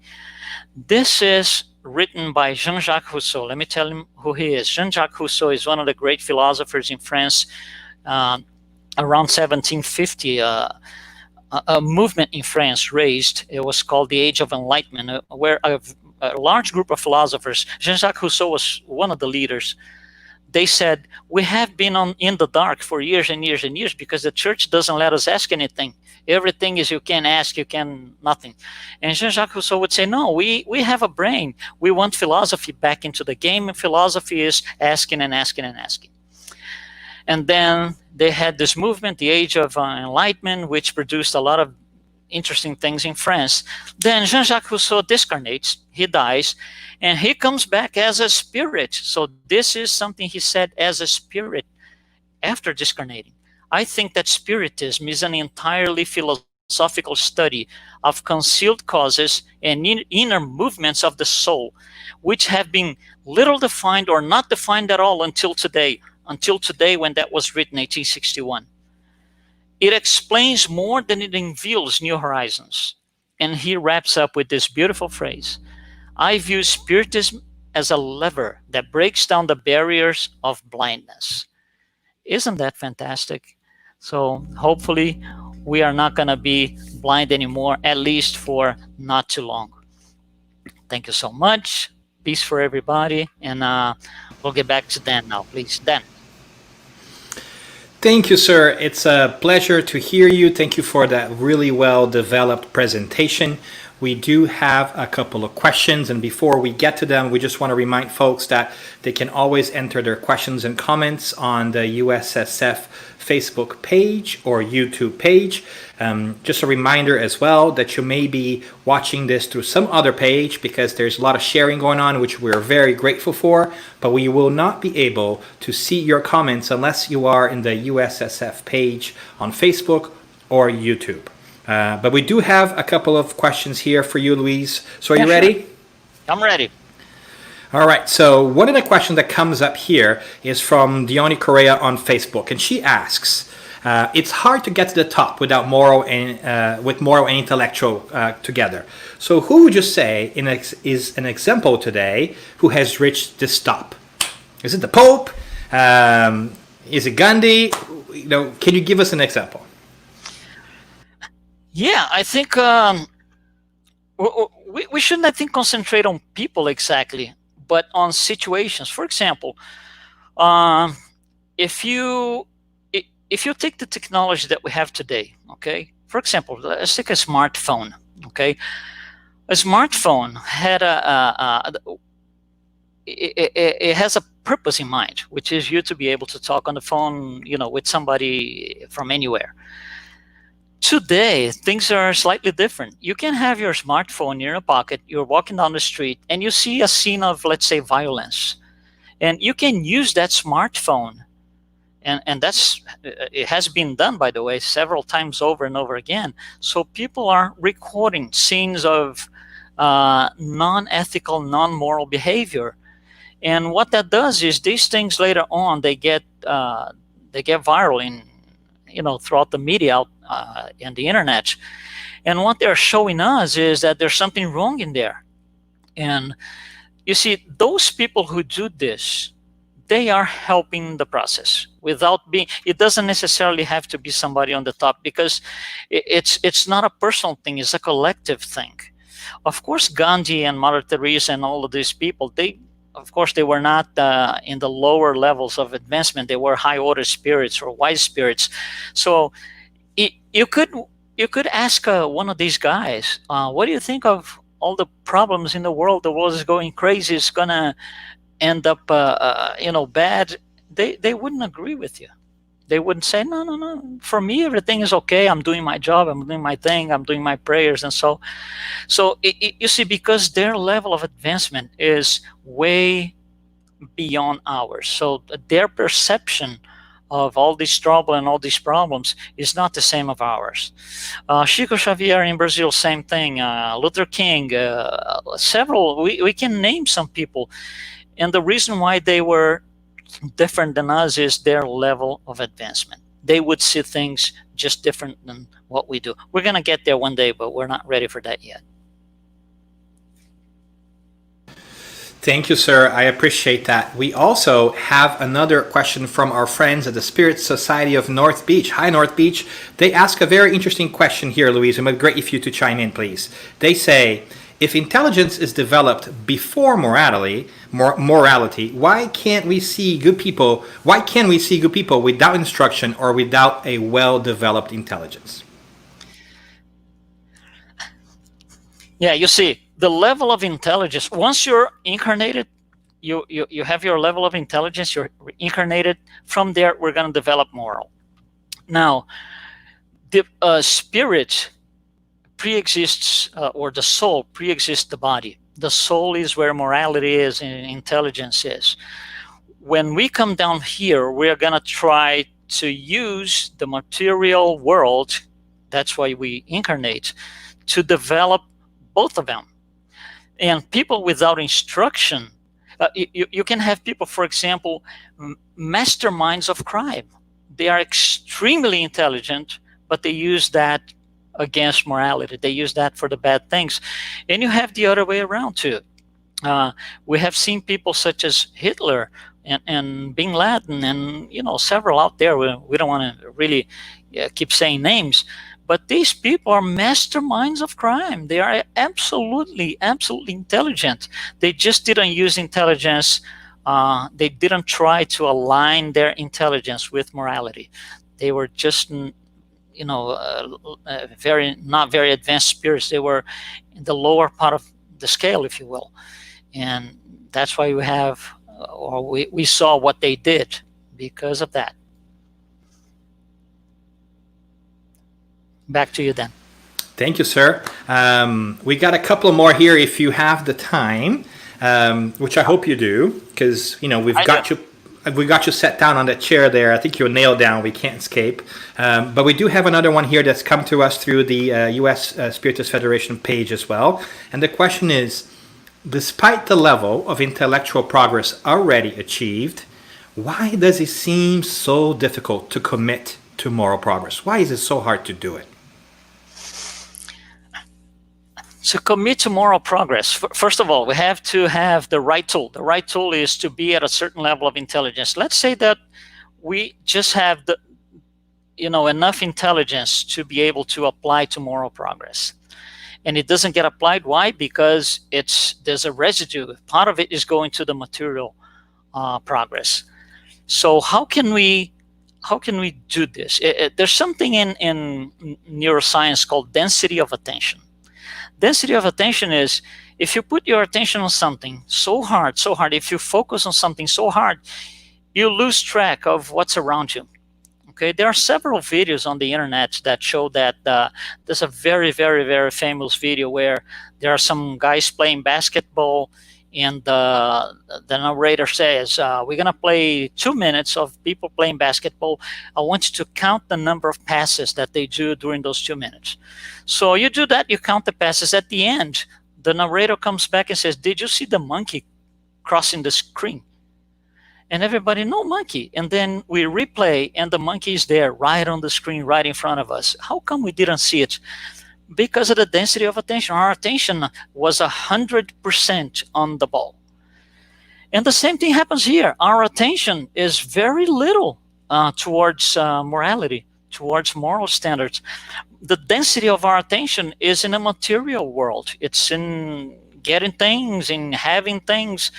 So if our density of attention is that, it doesn't, I'm going to say in quotes, it doesn't occur to us the fact that we need to do morality. And then simple things can shut down that channel. These two simple things are selfishness and pride. Those are the two things that will not let our density of attention switch from one thing to another. They shut down our connection to morality, and we just don't see it. We can't progress. We can't really do that anymore. And then it just keeps going the way it was. Dan. Wonderful, thank you. And I think you tackled a question by Eleanor there as well, selfishness and pride. Thank you for that. Yeah. We do have one final question for you here, sir, and it comes for us via YouTube from our friends at the Spiritist Society of Ireland. And they ask, Louise, do you think this moment will boost our moral values and perception about the world? What's Spiritism role or understanding about this outbreak? Yeah, I think we addressed that in the talk itself. If I think the moment will boost the moral values, me personally, yes, I think so, because like the Spirit said, good will come out of the evil itself. And evil, if we could quantify evil today compared to, let's say, 500 years ago, there's much more perception of evil today. And yes, that much more is going to get to a critical mass. And when the critical mass point is reached, we're all going to look at it and say, no, stop, come on, let's change this thing. And yes, that's going to be the break point. I personally think we're getting close to the critical mass, and things are going to change. But we addressed that during the talk. Back to you, Dan. Thank you, sir. We are thrilled to have you here. Thank you so very much for being with us. It's always a pleasure to hear you bring such a well thought out presentation, such great linear thinking that really walks us through this. We really appreciate it. Thank you so very much for being here with us today, Luis. Okay, thank you all. Thank you. And one more time, we want to make sure you know that you can always send Luis more questions by finding him on social media. It's one of the great opportunities that we have by having such an event virtually, is to let you, wherever you are in the world, whether it is here in the Philippines, in Ireland, in Canada, in Brazil, to get to know some of our great folks who are part of the U.S. Spiritist movement in general. We're thrilled to have you here. Thank you so very much. And as a matter of fact, in a little bit, we are going to have a chance to get to know some other very special participants of our spiritual Spiritist movement. We're going to have a panel on youth and spirituality, and you're going to quickly find out that the new generation is a lot wiser than the old generation. So, but before we do that, we want to give you another opportunity to stretch your legs, get a cup of water, a glass of water, and make sure that you find yourself a comfortable spot. We understand that it's not always easy to follow things online for large periods of time, and that's why we have broken this symposium into 2 different days. So as a reminder, we are also going to be doing this again tomorrow. We are going to have a wonderful program tomorrow where we are going to have our friend Flavio Zanetti talk at 9 o'clock California time about the role of technology in the dissemination of spiritual values. And later on at about 10 o'clock or so, we are going to have another first here at the symposium. We are going to have an AMA session, an Ask Me Anything question session. It's going to be called Spiritism, Ask Me Anything, and we are going to have our friends Josara Korngold, Ligia Carvalho, and myself fielding your questions live on whatever topic you want to talk about that relates to Spiritism. But before we move on to the next phase of today's programming, the panel on youth and spirituality that I mentioned to you, I also wanted to take some time to share with you again a couple of announcements that we have previously talked, but we want to make sure that you know about. I am going to share my screen here so that you can follow along. And here we go. Just give me a quick second here. And there you go. So the first thing we want to talk about is the new Ussf Bookstore. You can find it online. It's a wonderful opportunity. It's beautifully redesigned, and you can find many wonderful books in English and also in Spanish and some in Portuguese, I believe, as well. So do pay the website a visit. Find some great reading materials. We know that talks are always wonderful, but true learning often takes place between you and that book. So go ahead and spend some time finding some resources that will speak to you and help you continue to develop. So that's one of the announcements that we want to share with you today. Another one that we also want to bring forward to you is that we are celebrating another translation of the Gospel according to Spiritism. The United States Spiritist Federation is happy to announce that they are now releasing a new version of the Gospel according to Spiritism, which, by the way, you can find on that very bookstore we were talking about. So please, don't hesitate to visit and get your hands on this new publication, which is always a very heart-lifting work that breaks down some passages in the New Testament with a Spiritist perspective, helping us further see the beauty of the words of Jesus in the New Testament from a more encompassing and broader perspective. Really a great piece of work for all of us out there who are interested in the more evangelical piece of Spiritism in general. As well, we want to take the time to remind you of the U.S. Spiritist Medical Association in general. They generally have a I hope I'm not frozen, but I think I might be frozen. If I am frozen, I apologize, but we wanted to make sure that you know the U.S. Spiritist Medical Association is taking place.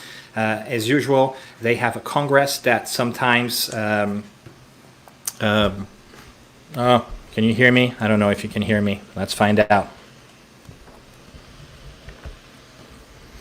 Well, if you can hear me, we are struggling with the internet here, and that is just a sign of the times. We are going to exercise our ability to just flow, go with the flow. And I want to remind you that the U.S. Spiritist Medical Association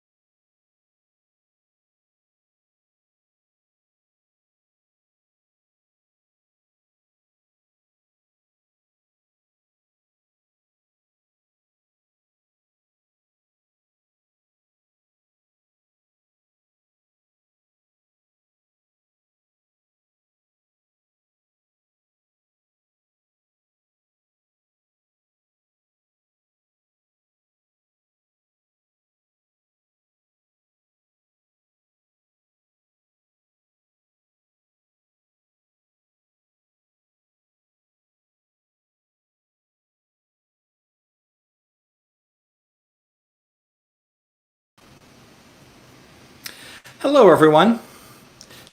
Did you miss me? Can you hear me?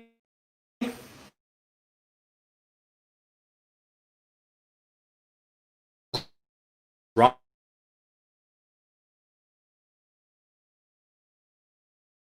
And that you can actually hear and see me. If you can, please let me know in the comments. I know that for some of you, it was a relief. You're probably tired of listening to me babble, but if you were not, I apologize. You know, this is one of the downsides of doing this virtual thing. The good thing is that I'm just the appetizer. The main meal is coming right now. So I want to take the opportunity to thank you for your patience, for your flexibility in being here with us. And as we move on to the very exciting part of our next program,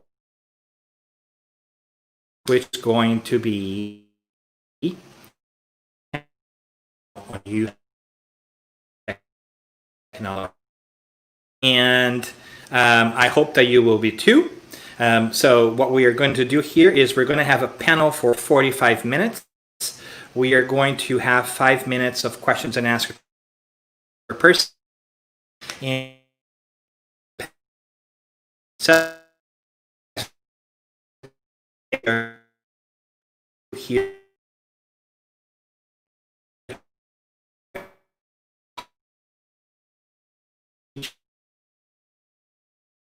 and that we want to do is in participants. And once we get the participants going, we are going to bring our moderator, and then I'm going to hand off to them, and you're going to have a much smoother opportunity to introduce to you Rebecca DaSilva. Rebecca is a fresh and the French language. She aspires to become a psychiatrist, and her dream is to go to medical school at Johns Hopkins.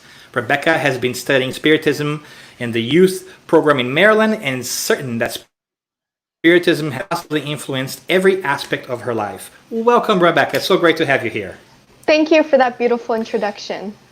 And thank you for being here. And along, Rebecca, we also want to, Good afternoon, everybody. Don't you all agree that technology has helped us in so many different ways? I'm sure you are all aware that technology can be used for good and for bad. For example, lots of fake and misunderstood information is found online, but Spiritism teachings are there too. Lots of guidance and reassurance can be gained through these lessons. There was a quote I came across while reading the Gospel according to Spiritism that gave me optimism during these uncertain times. In chapter 14, Kardec wrote, "All that had previously appeared to be absolute monstrosity on this earth will have become explainable." Essentially, this pandemic is one of those monstrosities that have caused lots of uneasiness, fear, and anxiety. This quote goes on to show us that God gives us challenges that we can endure. Comfort can come from these readings that are accessible to us because of the internet. Social media is a large part of today's youth. It has many positives and negatives, but we must use it appropriately.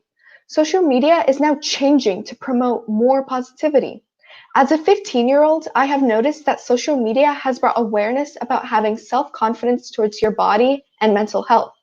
Of course, there are negative aspects to social media, like it might cause low self-esteem because people are constantly posting images of the quote-unquote perfect life.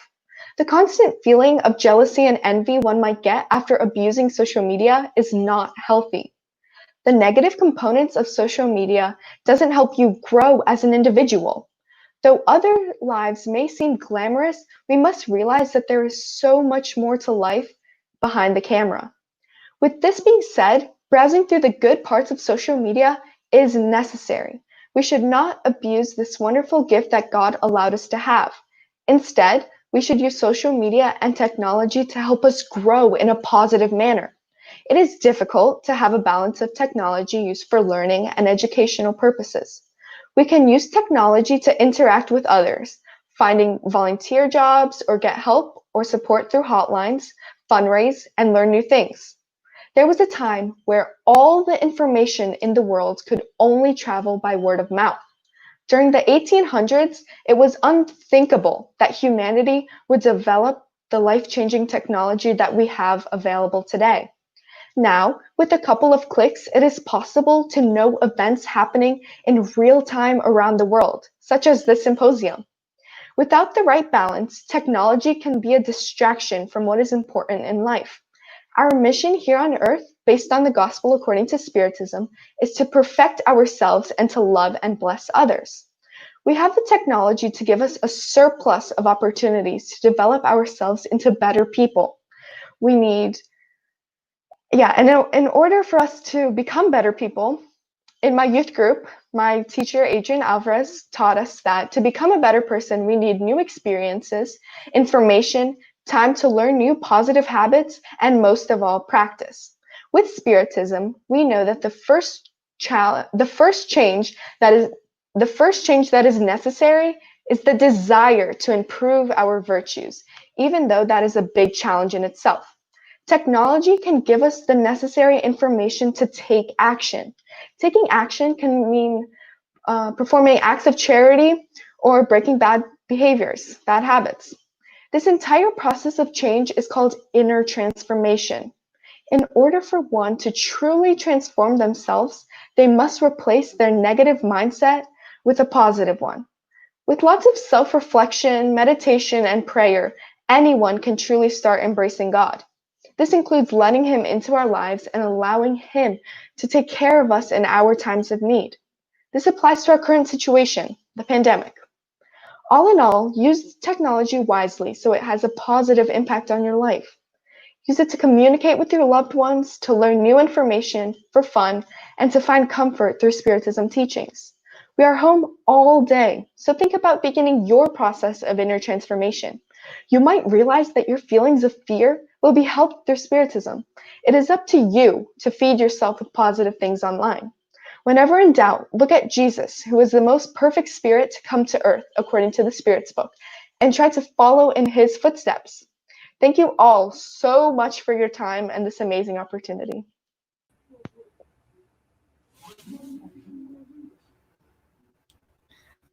Wonderful. Thank you so much, Rebecca. Of course. We're very excited to have you here. And we also have more folks to join us to make the day even better. We also want to call on Bia Lopes.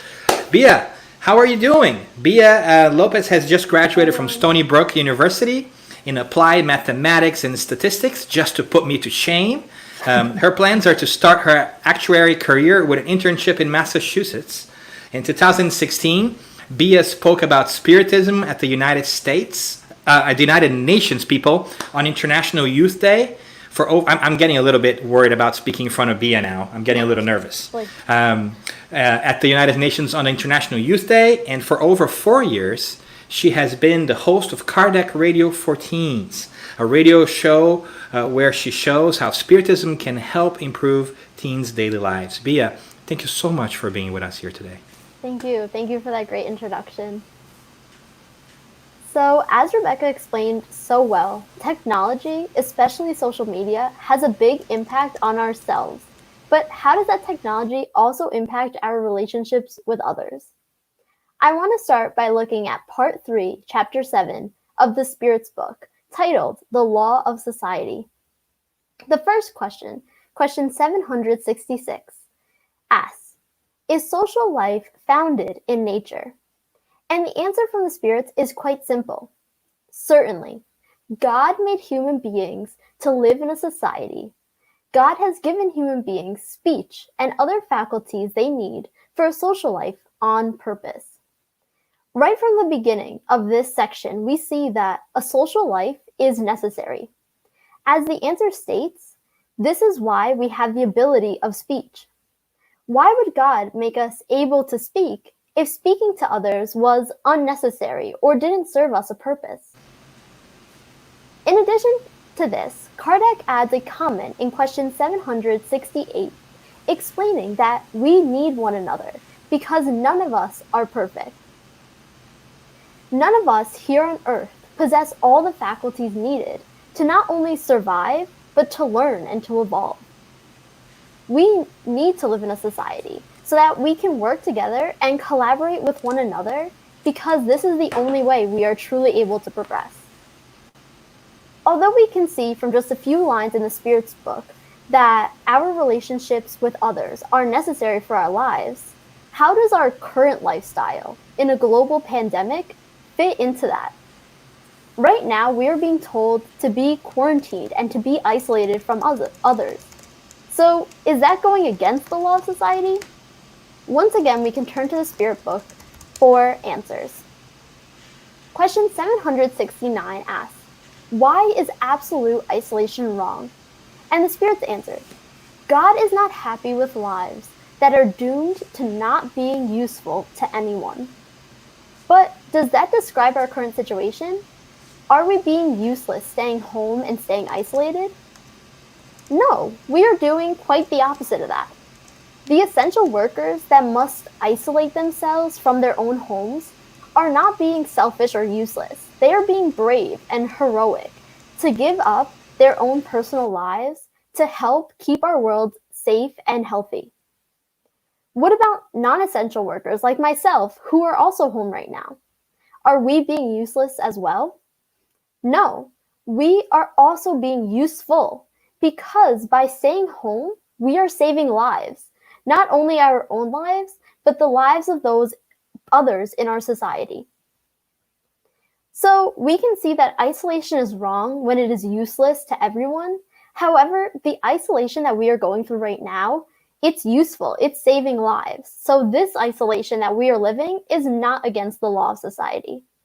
And thanks to technology, our quarantine doesn't really have to be a disconnection from the world. According to a study done by the Pew Research Center in 2019, it was reported that 72% of all Americans use social media, and 90% of Americans age 18 to 29 use social media. 90%. And that is 9 in every 10 young adults.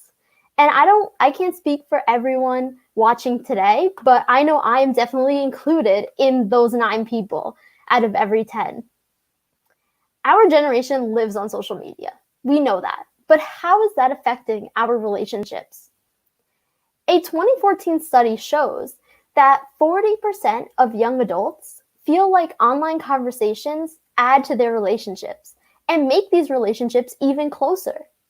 Just like we are doing right now, we see that technology can allow us to maintain our social connections to people.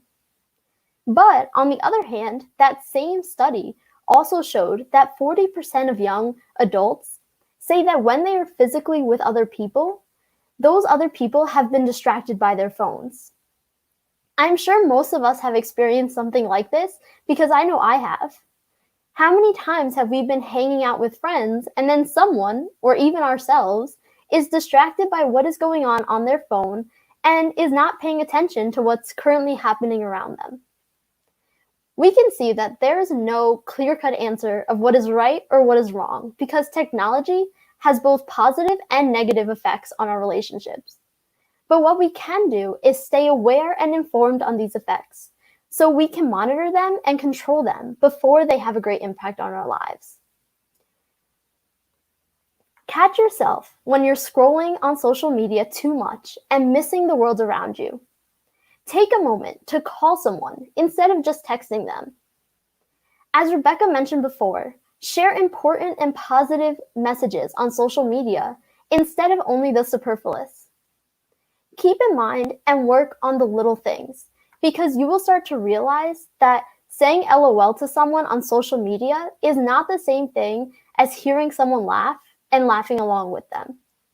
Thank you all for your attention, and I look forward to discussing more with you all during the Q&A. And so am I, Bia. Thank you so much. Thanks so much for that. Thank you. And to join Bia, we're going to call Joao Zago. Joao Zago has a bachelor's degree in visual arts from Ramapo College of New Jersey and is a visual artist and a gallery registrar. Joao is an active participant of the Spiritist movement. He has given lectures on Spiritist topics, has worked in the communication department in the Spiritist Center, and in other Spiritist events in the tri-state area. Joao, thank you so much for being with us today. Thank you, Danielle. I hope you can hear me well. Hello to all. I hope you've been enjoying today's panels and taking a lot of notes. I'm going to continue our conversation about technology and social media and speak a little bit about the growing youth movement in the Spiritist, the growth of youth in the Spiritist movement. I'm sorry. A lot of us already know this, but it bears repeating just so we're all on the same page. Every day, the paradigm of technology in our lives is shifting from whether we would like to welcome technology into our lives to how much of our lives we would like to implement technology into on the daily. In the book, Give Yourself to God, published in 2010, Joana de Angelis via Divaldo Franco wrote something along these unofficially translated lines. Last time I checked, there was no official translation, so I'm going to do my best to capture Joana's voice. Virtual communication opens the door for many opportunities to amplify knowledge, to acquire resources, to find solutions for many of life's evils, and for rapid exchange of ideas. It diminishes distances and makes communication between people who are thousands of miles apart possible. And for the most part, we know this. We're aware of this. But we're aware of this now. I think 10 years ago, when this book I'm speaking about was published, we were just beginning to conceive of technology for how it could make our lives easier, as opposed to how it would fundamentally change our lives for good, the way we see now. Constant connection, constant influx of information. Not long after she wrote that first quote, Joana de Angelis goes on to say that the problem isn't the latest technology, it's the human creature. And I took this to heart, and I thought about it a lot, especially in light of recent events.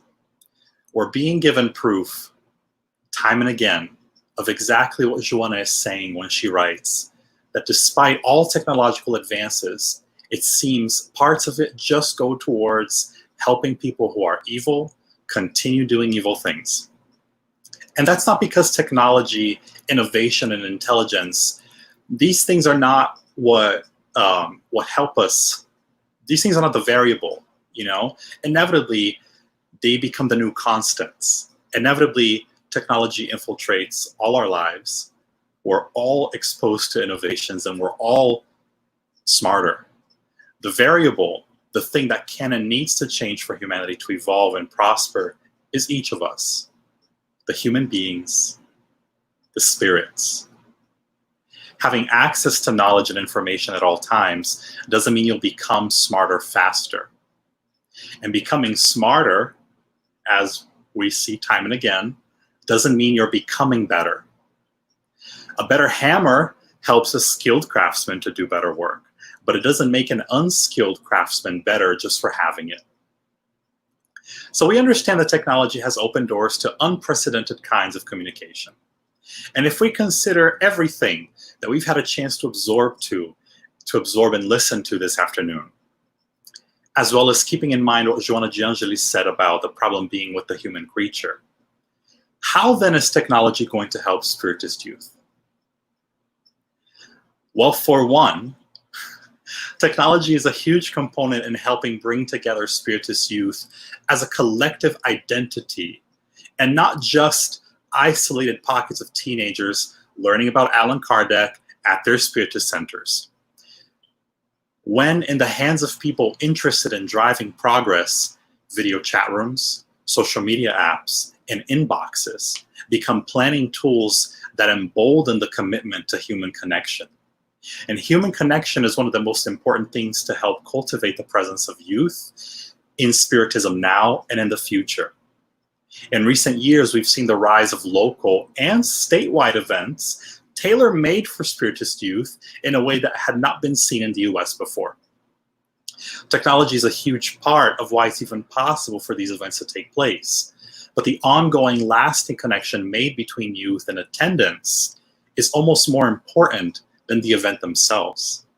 What these meetings, retreats, and get-togethers provide youth with is proof that they're not alone, that they're not the only ones who go to Centro, not the only spiritists their age. We talk about technology bridging the gap, and in these cases, it's quite literally bringing youth together who wouldn't, in other instances, seek out like-minded people their age beyond their immediate surroundings. Let's not kid ourselves.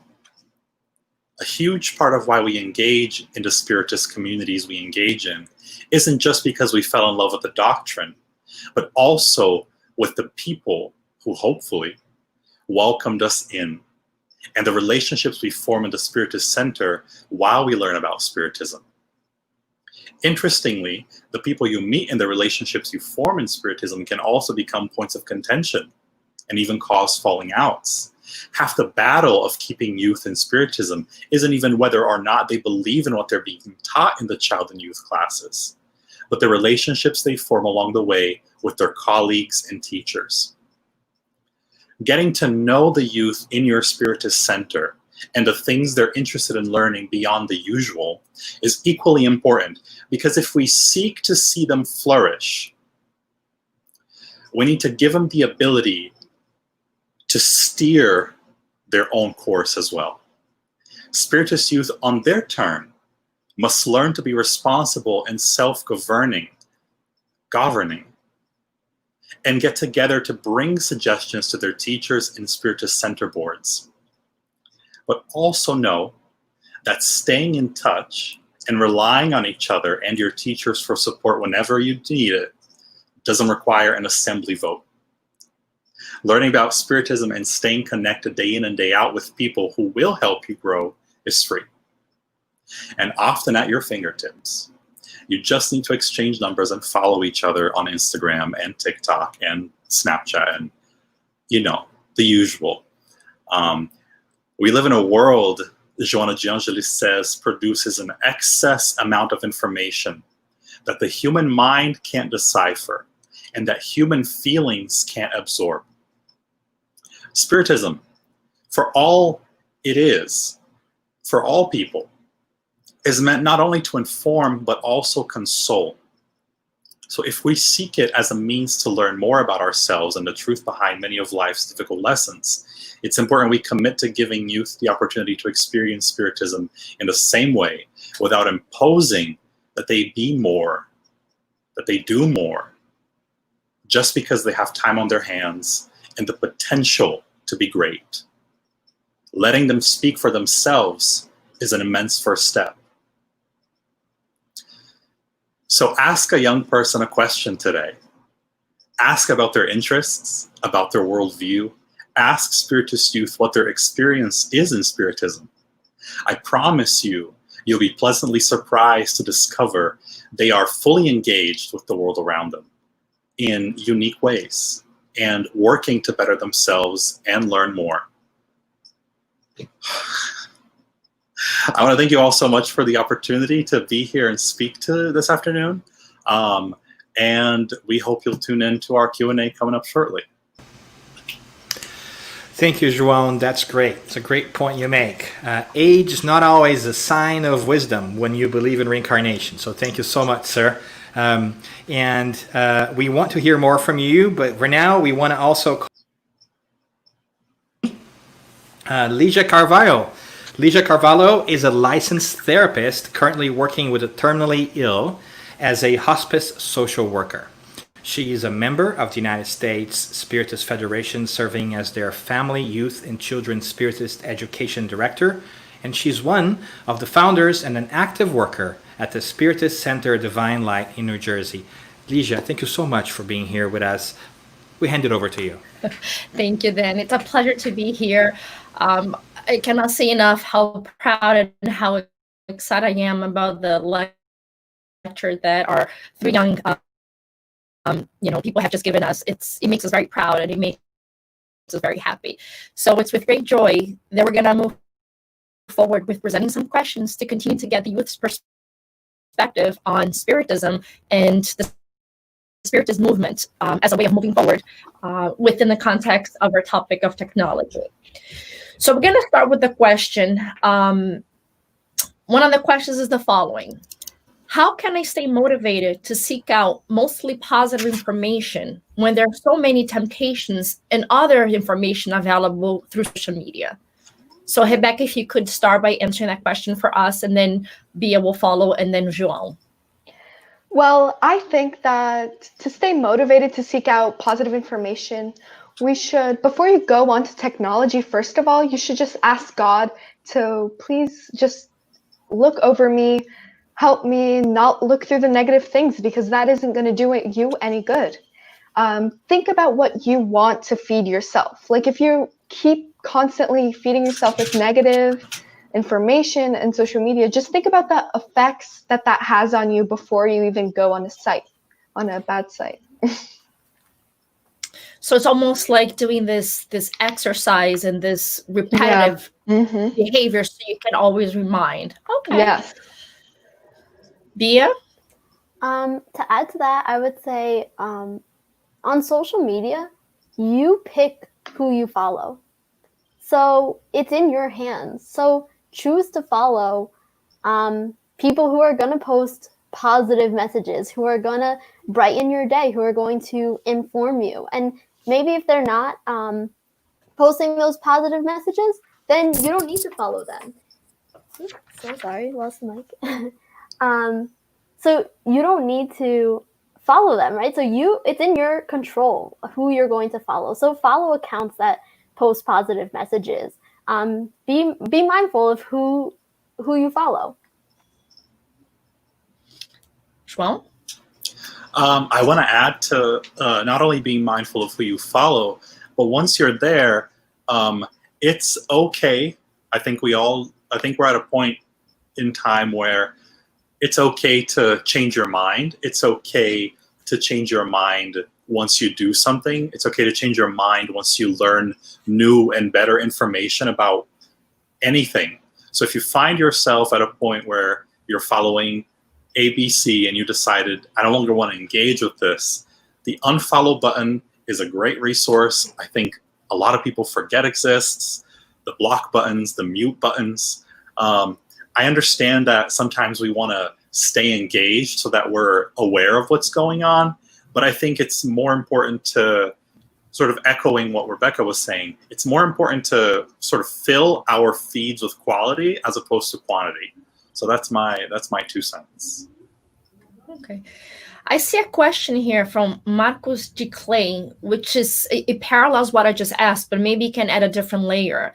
He says that, the importance of investing less time sharing selfies and more on learning and sharing something meaningful.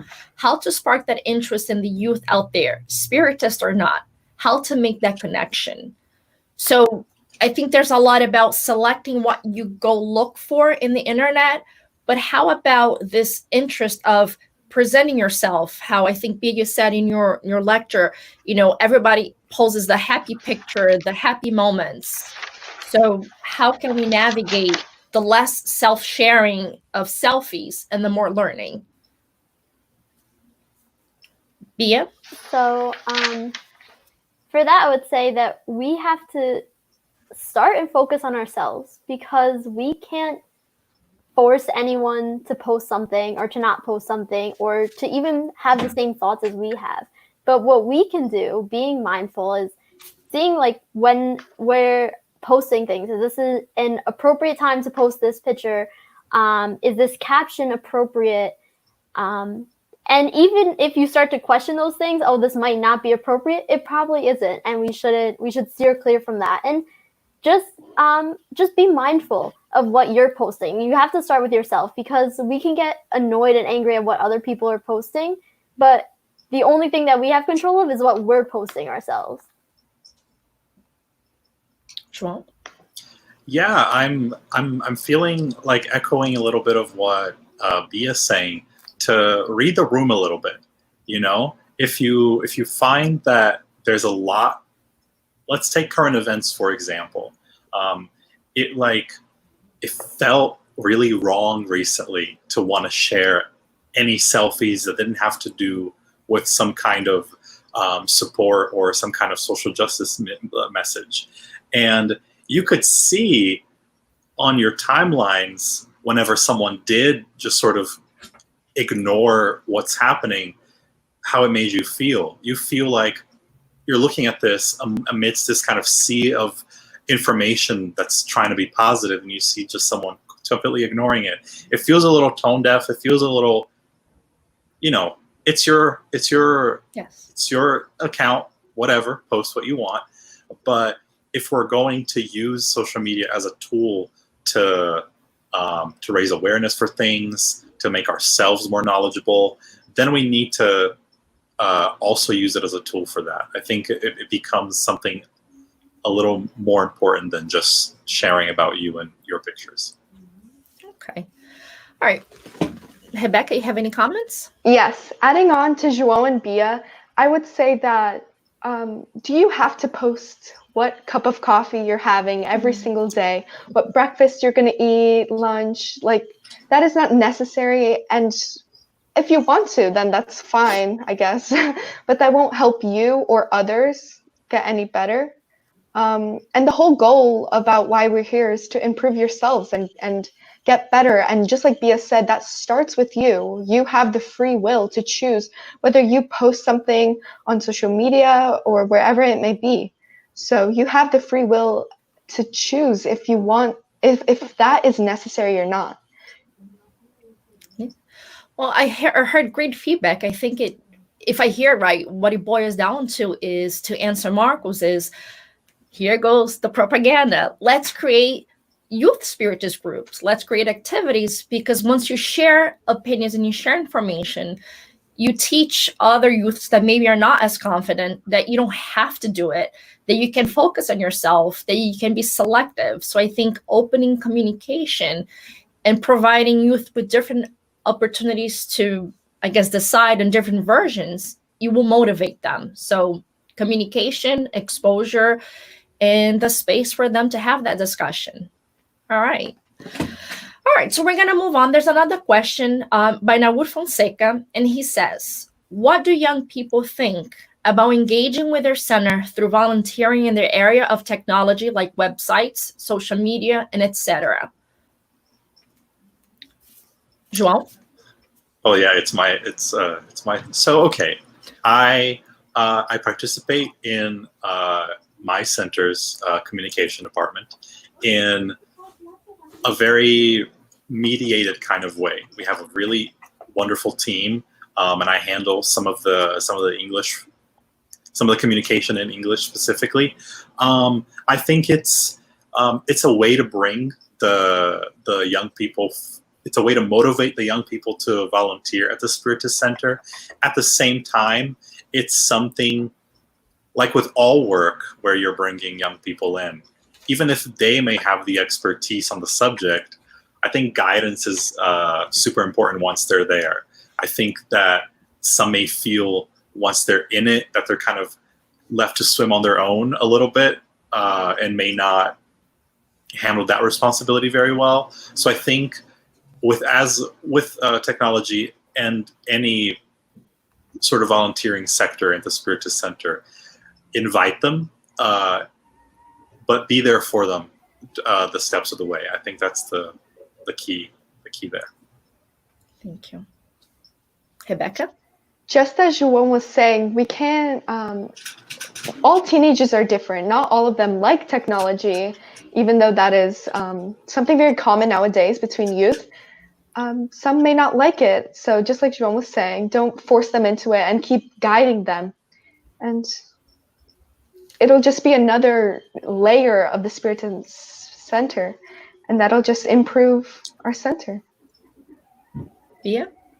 Yeah, I agree with all that was said. I don't have much to add. That kind of said it all, but yeah, just teens, right? Social media technology is something that comes natural to most teens. And like Rebecca said, not all teens, but most teens. So if teens are interested in that, at the Spiritist Centers, we can get them involved in that. And they might not want to step up to it to themselves.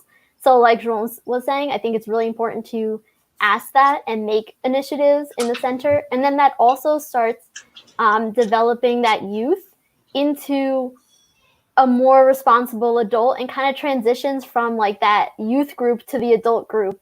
I think it's a great idea to have them work on things, especially things that come so natural to teens.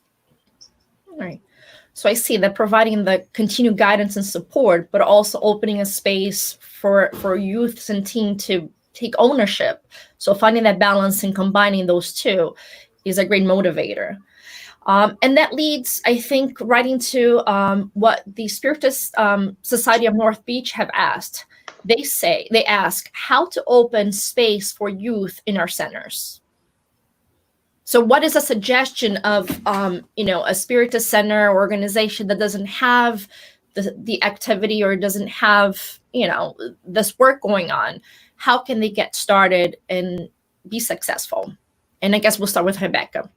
Well, to really like capture their attention by just teaching them the doctrine, like it's so interesting, it's so complex, and teens have a large capacity of learning. Like if you present something very informative and heavy material, they can understand it. If you explain it in depth, they can definitely grasp it, and keep them with questions, and you'll capture their attention.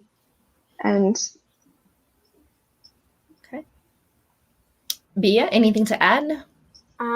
Just honestly, what we were saying before about incorporating little like jobs or activities like that for teens at the center gets them more involved, and they feel like they're doing something that matters. Like they're not just going to the center and sitting there. Now they have a project that they're working on. And something that I have always loved at my youth group at my center has just been the bonding that we do, because once you're there with friends, and even now we can do virtually, right? So centers that might not have a lot of teens can connect virtually with other centers that have teens, and we could connect that way, because I know bonding with other Spiritist youth has always motivated me to participate and like going to the center, because I know that there's these other teens that are like-minded.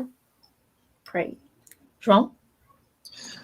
I think something that's really successful in most adult study groups is, along with the doctrinal and the added reading sections, people just talk about current events. People talk about their days. People ask the mediators questions about this dream I had. What does this mean? Does it mean I'm a medium? Does it? And it's not just adults learning about Spiritism who have a ton of questions. Sure, teenagers might not, show interest fervently the way we so wish they would. But I think don't forget to rely on what they're interested in as well. I think you'd be surprised how many teens are ready to tackle serious questions. To not underestimate them, I think, would be a great position to start. To go right to the Spirits book. Don't worry about it. Go for it. I think you took a word out of my mouth. I was about to say, I think us adults, we at times combine underestimating and overestimating, where we think you guys are too young for certain things and we bore you to death. And then at other times we think you guys are too mature and we make you guys insecure and you lose the process. So I think a lot of it is educating us adults. And it comes to, I guess, one of the other questions. As a youth, how can you get adults in the Spiritist Center to listen? So how can you help adults who sometimes may have a more difficult time balancing this under, and over validating the youth's ability to be in the center? And we'll start with Beatriz. So I would say communication, being straightforward, and maybe if that, like if you're talking about one specific person that's kind of doing that, maybe approaching someone else who you feel more comfortable with, that might be able to talk to that person in a different way, because let's be honest, some adults, they don't take as seriously what teens are saying or what youth are saying than as what adults are saying. But there are adults that are there to help and support us always. So I think approaching those adults and seeing what their feedback, what they're saying, having maybe them bring it up in like an adult group setting too, and incorporating it that way. But there's definitely always someone to talk to. Joao? I agree. There's definitely someone to talk to, but I also think youth, in order to be heard, as we see, and we've seen in recent times, sort of youth step up to the platter in many other social aspects. But in the Spiritist Center, I think if you want to do something other than what you're doing, whether you don't like how your class is being run, or you would like to do something a little more serious, I think you can't be satisfied with just letting things happen the way they've been happening. I think you kind of have to put yourself out there a little bit. You have to take a risk, because that's actually one of the ways you start gaining respect. And respect is a strong word, but when you start being seen, when you start taking those risks beyond just sort of going because my mom takes me here, because my dad says I should come here, discover why you want to be there, and what else you want to do there, and ask questions about that. I think that's super important. Rebecca? I also believe that in order for you to get adults to really pay attention and really focus on what you are saying, you have to be confident enough in yourself to really make them listen to you. Like if you're mature and you talk in a serious tone, they're going to take you seriously, because you are, if you're not like that normally, you'll put on that cape. You'll be that person for that time so you can get listened to. Talk in a serious tone and have confidence. Great. So I see it's a two-way street where kids can yell loudly and adults need to learn to listen. That is great. So there goes some feedback for the Spiritist centers that are really having a hard time. And, we're always trying to figure a way to bridge the gap. So, but I do have another question here. Very interesting. It comes from Pablo. He says, awesome job, you guys. How do you navigate the possibility of feeling alone, as if there may not be enough teens around in the Spiritist movement versus other religions? Example, Protestants, Catholics, and so forth. So we're going to start with Joao. Yes, please. Yeah, it's my turn to answer first. How do you navigate the possibility of feeling alone? Mm-hmm. I think, and this may sort of go against the grain of people just sort of keeping with their own age groups and keeping to themselves. But I think if there are no friends your age, make friends other ages. I think intergenerational friendships are so important, because they've helped me immensely. I've always been kind of the kid who was in the adult spaces, and they allowed me to be there because I was like kind of quiet and didn't make myself too rowdy or took up space. But then when they realized I was listening and had things to had answers to questions or things to respond, they, I guess, took a liking. So I think the lack of youth doesn't mean you lack of community. So you may be alone. It may not be for long. But if you believe that you're meant to be there at the Spiritist Center and you really like a friend, bring a friend, or make friends with the people who are already there. Rebecca? If you feel alone at your Spiritist Center, honestly, you should feel satisfied that you have a group. You have a group to relate to. You have people that support you, even if they're not the same age as you. You're not alone there. And you can also go different places. Like I met so many friends at the retreat, the Spiritist retreat. I made so many friends there. I still talk to some of them, and you can still have communication with technology. Yeah.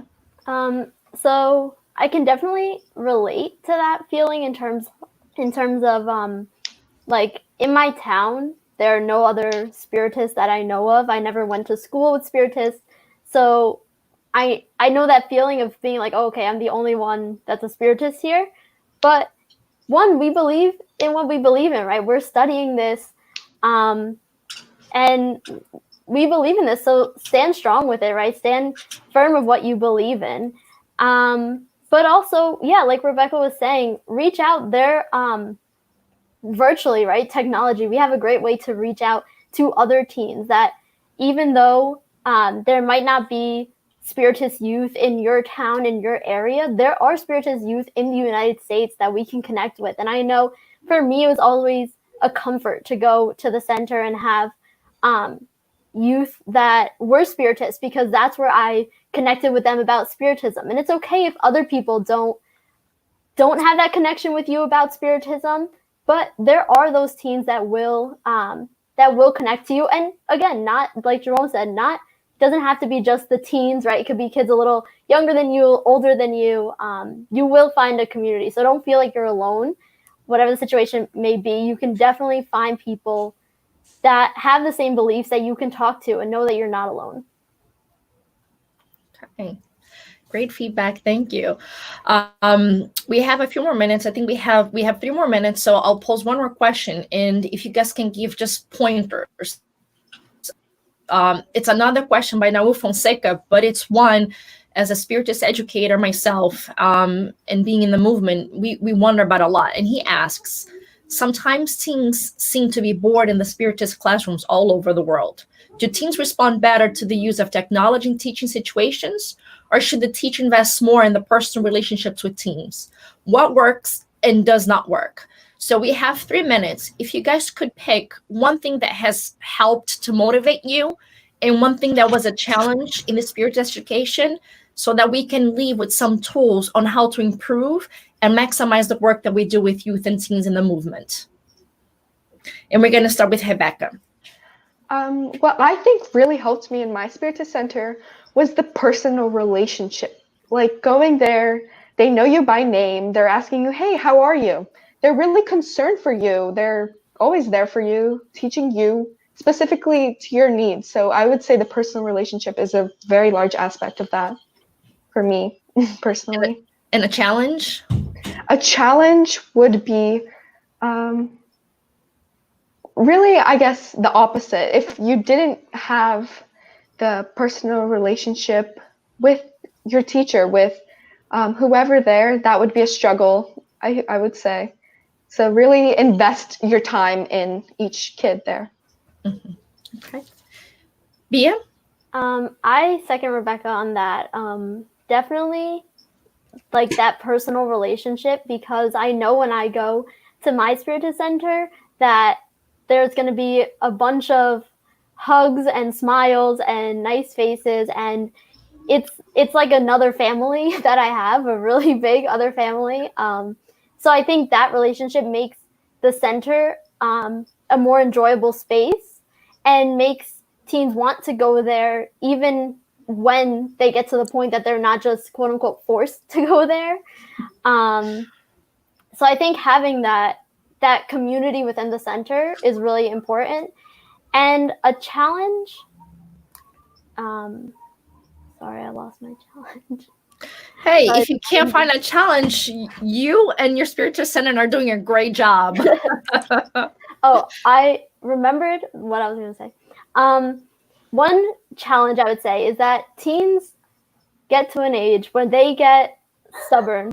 And even if they agree with what you're saying, they want to roll their eyes and they want to go against you. They want to say like, oh, my mom just forced me to be here. But I think even through that, know that that message is getting across. And when they get past that little age of stubbornness, those messages are there. They are within them. So I think it's just pushing through that little phase. That was great. Joao? I think they've both said one of the things I was going to say. The personal connection is huge and very important. I think technology, to answer one of the technology questions, I think technology in the Spiritist classroom is more of an aid, more of a tool, and where I think it shows its muscle is in keeping people connected after they leave. I think that's where it's most successful, because sometimes I think teens can get like, oh, I don't want to take Spiritism with me throughout the week. I go to school. I have homework to do. I may have a job. I have to do A, B, and C.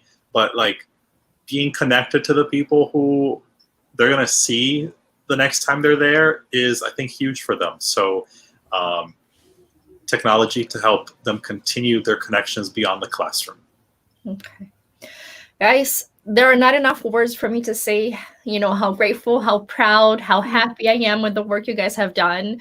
I know you guys have worked diligently for weeks in preparing yourselves and getting you ready for this moment, and you made us proud. And I think you brought so much information that will help the teens that have watched, but also us adults in, like I said, build that bridge, overcome that gap and really do the work of welcoming you guys more and more. There were several other questions popping up and comments that I couldn't keep up with.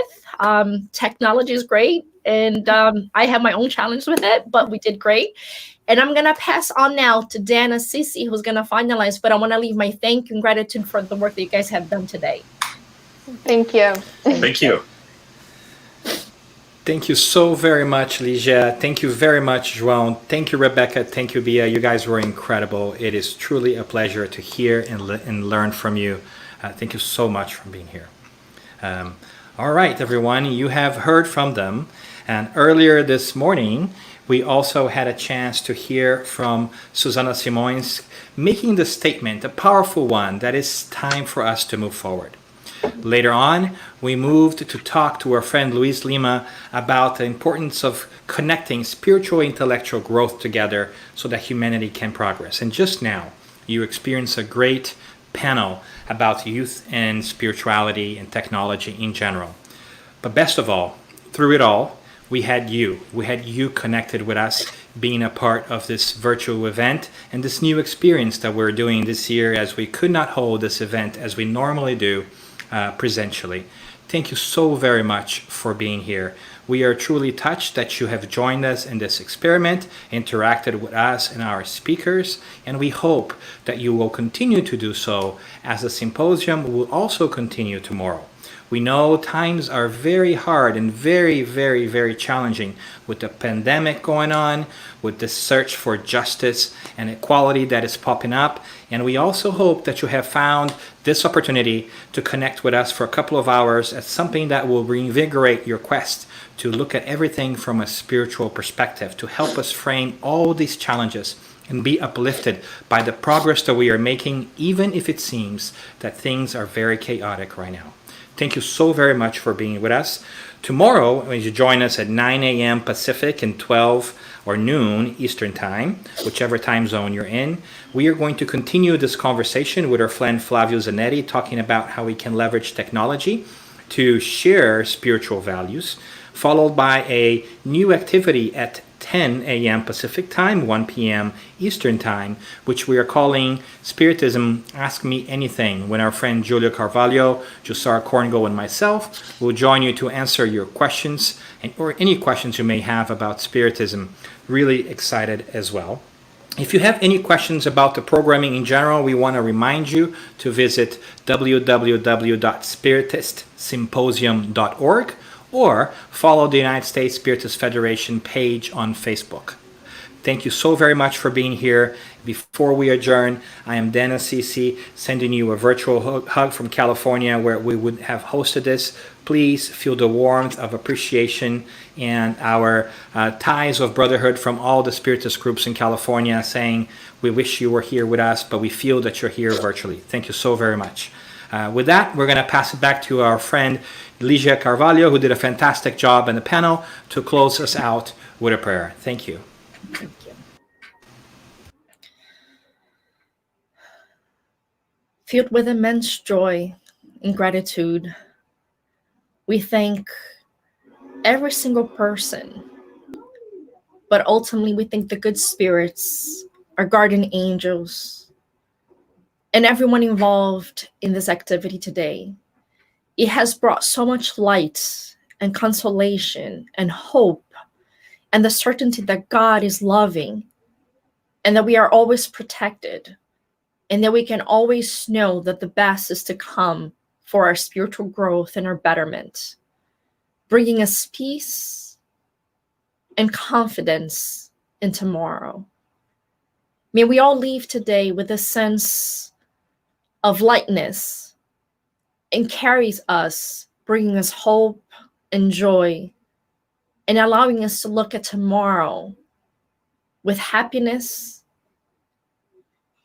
knowing that life can always get better and that we can always find the way back to a place where we feel connected with God and in peace. Thank you for the teachings. Thanks for the experience. And may we all remember that tomorrow there's more food for the soul, food for the mind that will carry us through for the days to come and that will help us in realigning ourselves with the people, the person, the spirit that we want to be through the eyes of Jesus, through the eyes of God, and through our guardian angel who always wants the best for us. Thanks for technology for allowing this to happen. Thanks for all the background workers. And may we all be together tomorrow. So be it. Thank you.